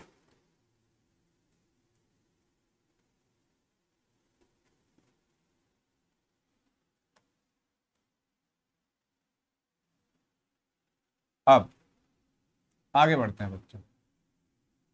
अब देखो बच्चों, अब मैं वो मेन पार्ट करा रहा हूं जो सबसे ज्यादा जरूरी आपको पता होना चाहिए। एसएचएम में पार्टिकल की वेलोसिटी, उसका एक्सेलरेशन, उसकी energy, kinetic energy, Chatterjee, Mukherjee, सब बताने जा रहा हूं, ठीक है, बहुत तसल्ली से सीखना, कोई बुरा मत मान जाना बच्चों। अब देखो, velocity acceleration and energy of SHM, इसको कंप्लीट करके जाएंगे आज। अगली क्लास में फिर यहीं से क्वेश्चन शुरू करेंगे, मतलब मैकेनिक्स पार्ट शुरू करेंगे बच्चों। आज इसको ही कंप्लीट करेंगे, चाहे कितनी ही बड़ी क्लास हो, ये आधा घंटा लगे चाहे 1 घंटा, ठीक है। x इक्वल टू, जैसे हमने एक पार्टिकल का मोशन लिया साइन ओमेगा टी प्लस 5, ये इसलिए ले लिया कि भाई जरूरी नहीं कि पार्टिकल मीन पोजीशन से चले, हो सकता है कोस हो ये। अगर ये कॉस पोजीशन फंक्शन को मेंटेन करेगा तो फाई की जगह क्या होगा, पाई/2, है ना। इस तरीके से हमने बना लिया। अब देखो और सोचो, क्या सोचे सर, आपको वेलोसिटी पता करनी है बच्चों। तो वेलोसिटी ऑफ पार्टिकल क्या होती है, v, दैट इज dx/dt होती है नहीं बच्चों, है ना। तो करें इसको डिफरेंशिएट, तो d/dt of a sine omega t plus minus 5, ठीक है, जो भी है ये। अब तुम्हें एक बार में साइन फंक्शन का डिफरेंशिएशन सिखा देता हूं, लगातार वही इस्तेमाल होगा। उम्मीद तो ये होनी चाहिए कि तुम्हें आना चाहिए, लेकिन कोई बात नहीं। d/dx/dt ऑफ, जैसे लिखा हुआ है साइन या कोस, कुछ भी लिखा है, ए टी प्लस बी, तो क्या होता है बच्चों, अगर साइन है तो साइन का कोस बन जाएगा, ठीक है, cos a t plus b, same as it is रख दो ये, और इनटू फिर इसका डिफरेंशिएशन। तो ए टी प्लस बी का जब डिफरेंशिएशन करोगे तो ए टी का हो जाएगा ए और बी का 0, तो ये हो जाएगा बच्चों ऐसे, a cos a t plus b. Clear है बच्चों। ऐसी d/dt ऑफ, ये बहुत यूज होगा इस चैप्टर में, तो आदत डाल लो ये, ए टी प्लस बी, तो बताना क्या होना चाहिए, कोस का हो जाएगा माइनस साइन, और एक इसका करोगे तो minus a sine a t plus b, ठीक है। ये दो डिफरेंशिएशन हमने नोट कर लिए। अब इधर आ जाओ, सोचो रे बच्चों, v equal to d/dt of a sine omega t plus 5, है ना। तो करो इसका डिफरेंशिएशन, a ओमेगा, ओमेगा बाहर आ गया, कॉस ओमेगा टी प्लस 5, ठीक है, समझ में आया बच्चों, ओमेगा टी प्लस 5। सर कैसे, साइन का हो गया कॉस और साथ में मल्टीप्लाई हो गया, बताओ बात समझ में आई नहीं आई। हाँ सर। अब एक बच्चा कहता है सर देखो, अगर ध्यान देना, अगर न्यूमेरिकल में ये पूछता है कि t इक्वल टू 2 सेकेंड पे बताओ वेलोसिटी कितनी होगी, ठीक है, तो आप इसका इस्तेमाल करो। लेकिन क्वेश्चन में क्या पूछता है, पार्टिकल मीन पोजीशन से 2 सेंटीमीटर दूर है, तब उसकी वेलोसिटी बताओ, तो कैसे कैलकुलेट करोगे। तो देखो, एक्सेलरेशन इक्वल टू dv/dt, ओ मैं एक्सेलरेशन कह रहा हूं, वेलोसिटी को ए ओमेगा, कोस को क्या कर देंगे बच्चों, साइन में कन्वर्ट कर सकते हैं ना, तो √1 minus sign square omega t plus 5। देखो यहां से साइन ओमेगा टी प्लस 5 की वैल्यू क्या आ जाएगी बच्चों, a omega 1 minus x square by a square, ठीक है, और ये हो जाएगा omega √a² minus x square, ठीक है। अपॉन में इसको नहीं वो कट जाएगा ना बेटा, ए होगा यहाँ और इस ए से कट गए, ठीक है। अब देखो x की वैल्यू के साथ, जैसे आपको बोला x equal to 2 centimetre 3 centimetre, यहां रखते जाओ, वेलोसिटी पाते जाओ, ठीक है। अब तुम्हें क्या काम करना है बच्चों, जैसे अपने जो कॉपी में जहां लिख रहे हो तुम, उसके राइट में ना इतना हिस्सा छोड़ दो ऐसे, और उस पर एक टेबल बनाओ, जिसे मैं सिखा रहा हूं आपको।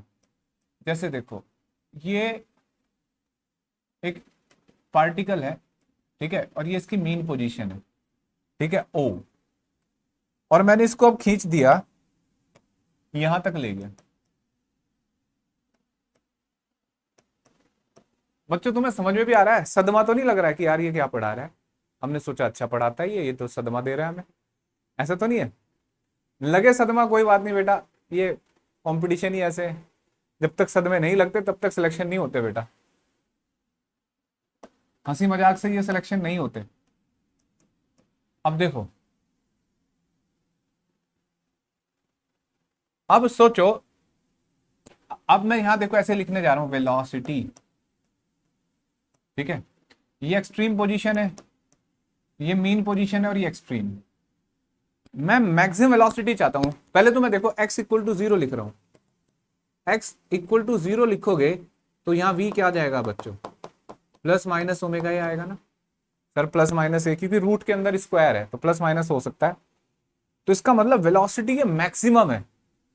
प्लस का क्या मतलब है, ओमेगा एक, और माइनस का, जब पार्टिकल, मान लो मैं पार्टिकल हूं और मैं मीन पोजीशन पे हूं, जब मैं यहां हूंगा ना, ठीक है, मैं वापस आ रहा हूँ तो मेरा मुंह इधर होगा, मैं इधर की तरफ जा रहा हूँ, तो मीन पोजीशन पे ऐसे, और ऐसे भी हो सकता है। मतलब मीन पोजीशन पे पार्टिकल की वेलोसिटी मैक्सिमम होती है, या तो वो इधर भी हो सकता है, इधर भी हो सकता है।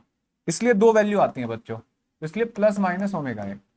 और तुम x इक्वल टू जरा a रख के देखो, x इक्वल टू a जब रखोगे तो ये क्या हो जाएगा बच्चों, 0, तो वेलोसिटी 0, ठीक है। तो यानी कि एक्सट्रीम पोजीशन पे वेलोसिटी 0 होगी, 0 होगी और 0 होगी, ठीक है, समझ में आई बात। तो पार्टिकल की वेलोसिटी 0 हो गई मीन पोजीशन पे। बताओ जरा, लिखो।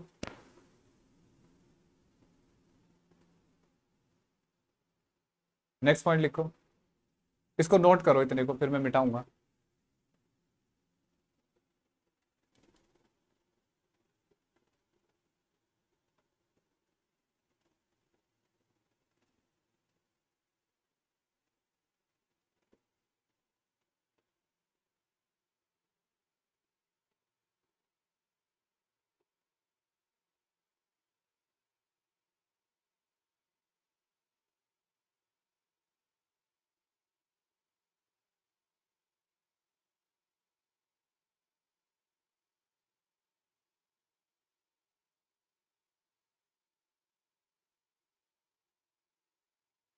लिख लिया बच्चों?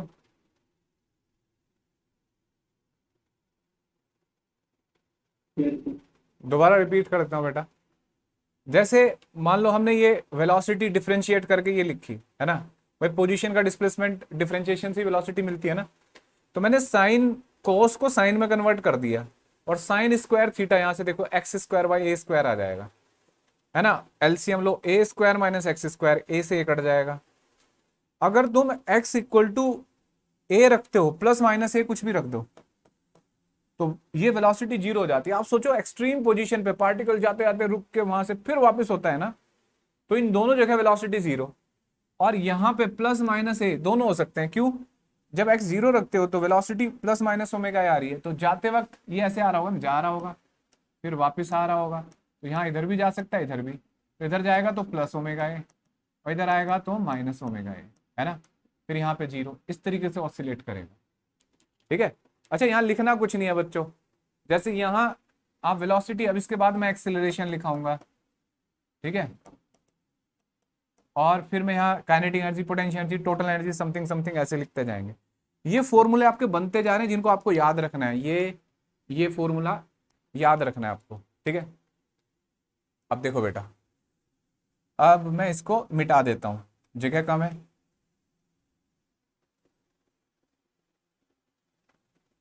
ठीक है। देखो, अब इसके बाद एक्सेलरेशन। एक्सेलरेशन क्या होता है? एक्सेलरेशन होता है बच्चों dv बाई dt, ठीक है, rate of change of velocity.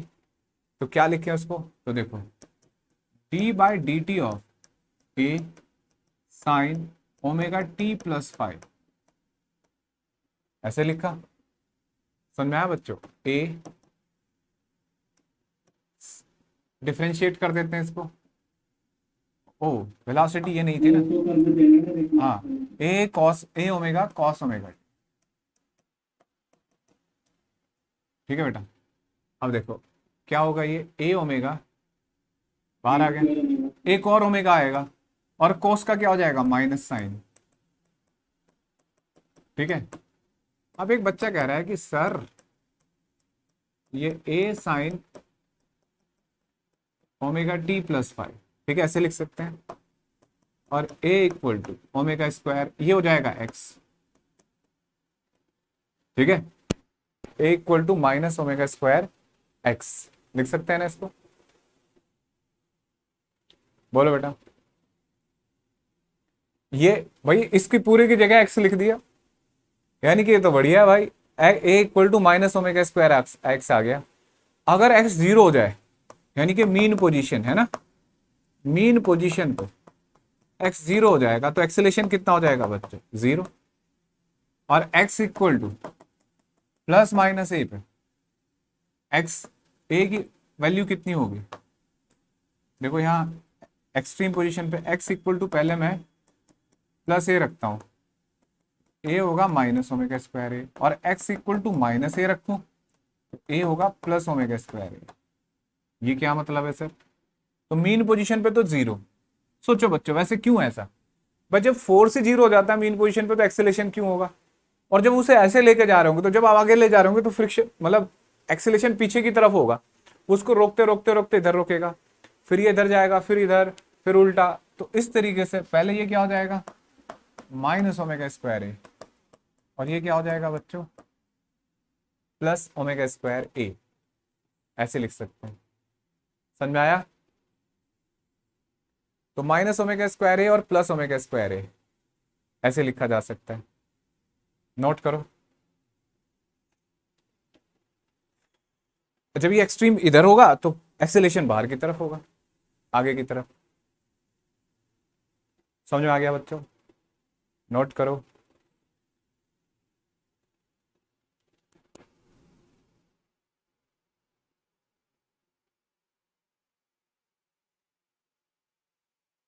Clear है इतना बच्चों।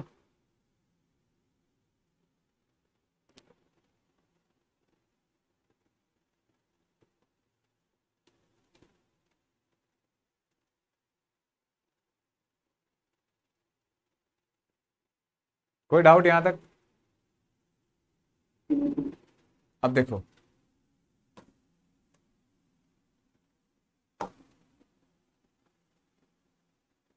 अब मैं इसको हटा रहा हूं बच्चों, ठीक है। अब मैं साथ साथ आपको एनर्जी भी सिखा रहा हूं। अब देखो एनर्जी, तो सबसे पहले एनर्जी हमारे दिमाग में कौन सी आएगी, काइनेटिक एनर्जी। भाई मोशन है, काइनेटिक एनर्जी आएगी ना सबसे पहले। तो फिर इसके न्यूमेरिकल देखेंगे, तो हाफ एम वी स्क्वायर ऐसे लिख सकते हैं बच्चों।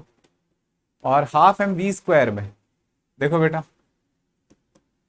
के ई हाफ एम वी की जगह क्या लिखेंगे बेटा, देखो अभी क्या पढ़ के आए थे हम, a omega cos omega t plus 5, ठीक है, ऐसे लिखेंगे ना। और ये ऐसे, ठीक। तो जैसे बच्चों ऐसे आ जाए, मान लो कि बताओ इतने टाइम पे काइनेटिक एनर्जी कितनी होगी, तो इसका इस्तेमाल करो।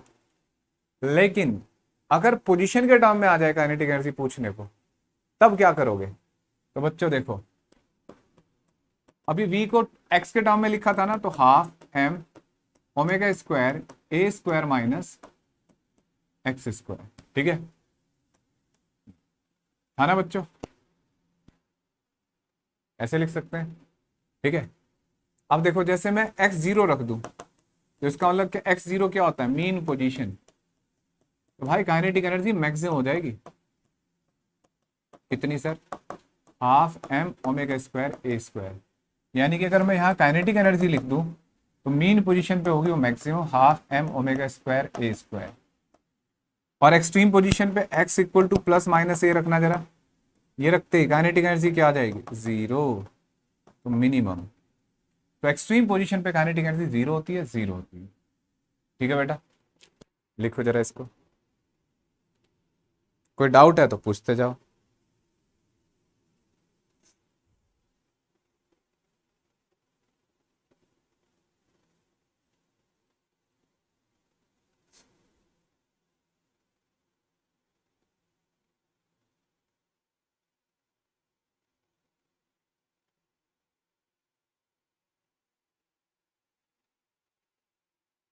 लिख लिया बेटा, कोई डाउट यहां तक।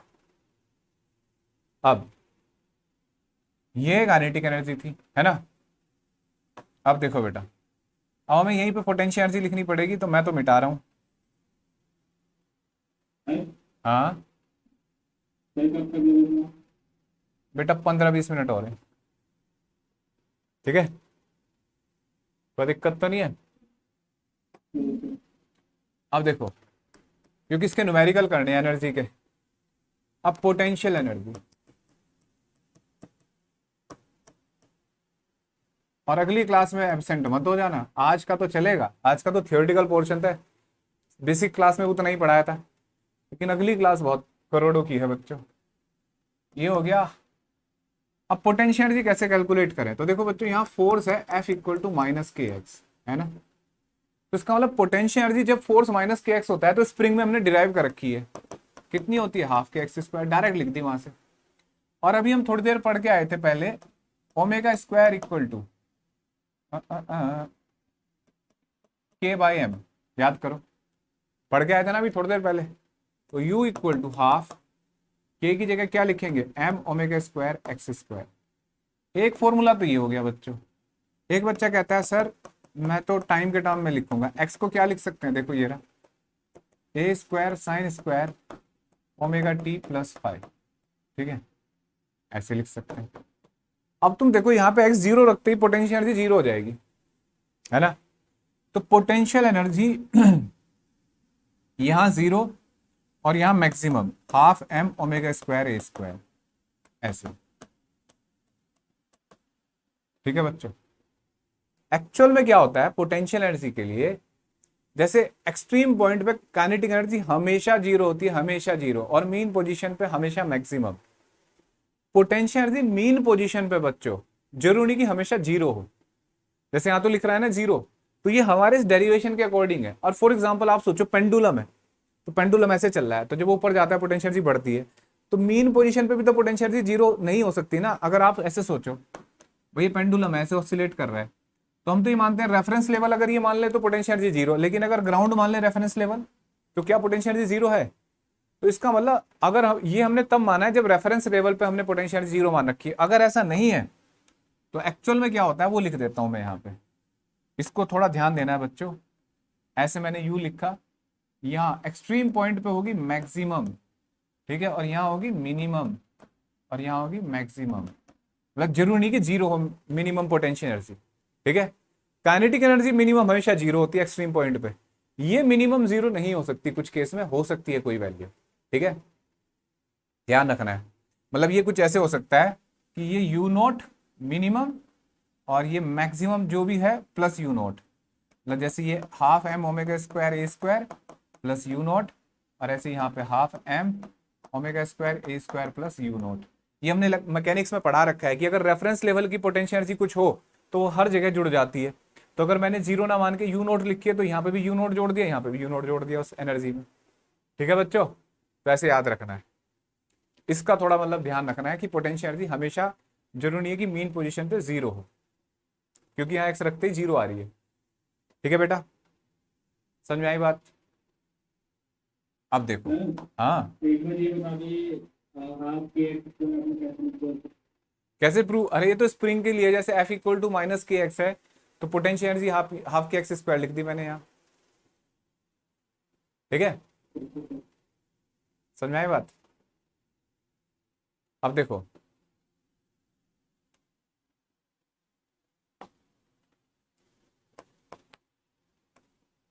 इसके बाद टोटल एनर्जी, ठीक है, kinetic energy plus potential energy, ठीक है। टोटल एनर्जी क्या होगी बच्चों, अब जोड़ दो इनको जरा, कोई से टर्म को जोड़ दो, चाहे एक्स में चाहे वाई में। तो हाफ एम,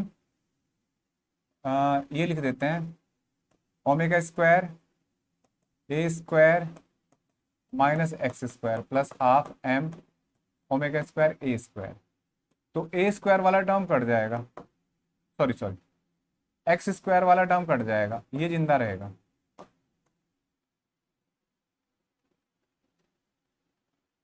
ठीक है। तो कितना हो जाएगा half m omega square a square.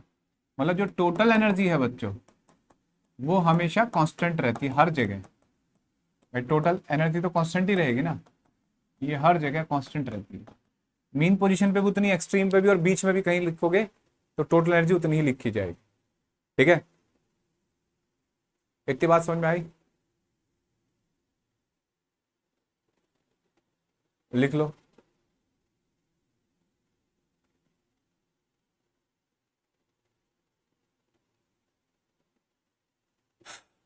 देखो बेटा, अब अगर मैं आपको एक बात समझाऊं,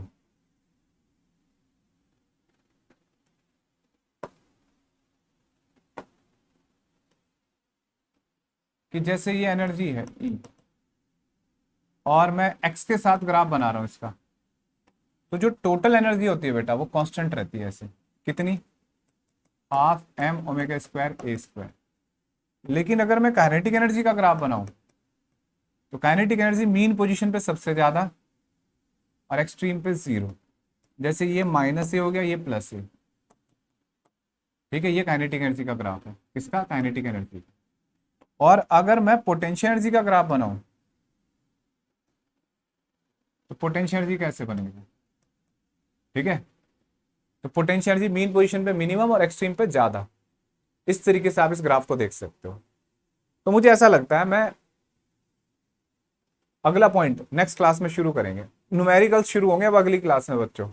पहले पोजीशन, वेलोसिटी, इन सब के न्यूमेरिकल करेंगे, फिर हम एनर्जी पढ़ेंगे, एनर्जी के न्यूमेरिकल करेंगे, और उसके बाद हम शुरू करेंगे बच्चों मैकेनिक्स। इसके अंदर बहुत इंपॉर्टेंट पार्ट है। ठीक है, चलो अब इसको रिपीट करके आना, और करना चाहो तो HC वर्मा के पहले 5 न्यूमेरिकल कर सकते हो। ठीक है, बाय बच्चों, अपने अपने बैच में मिलना। Okay, thank you. वेलकम बेटा।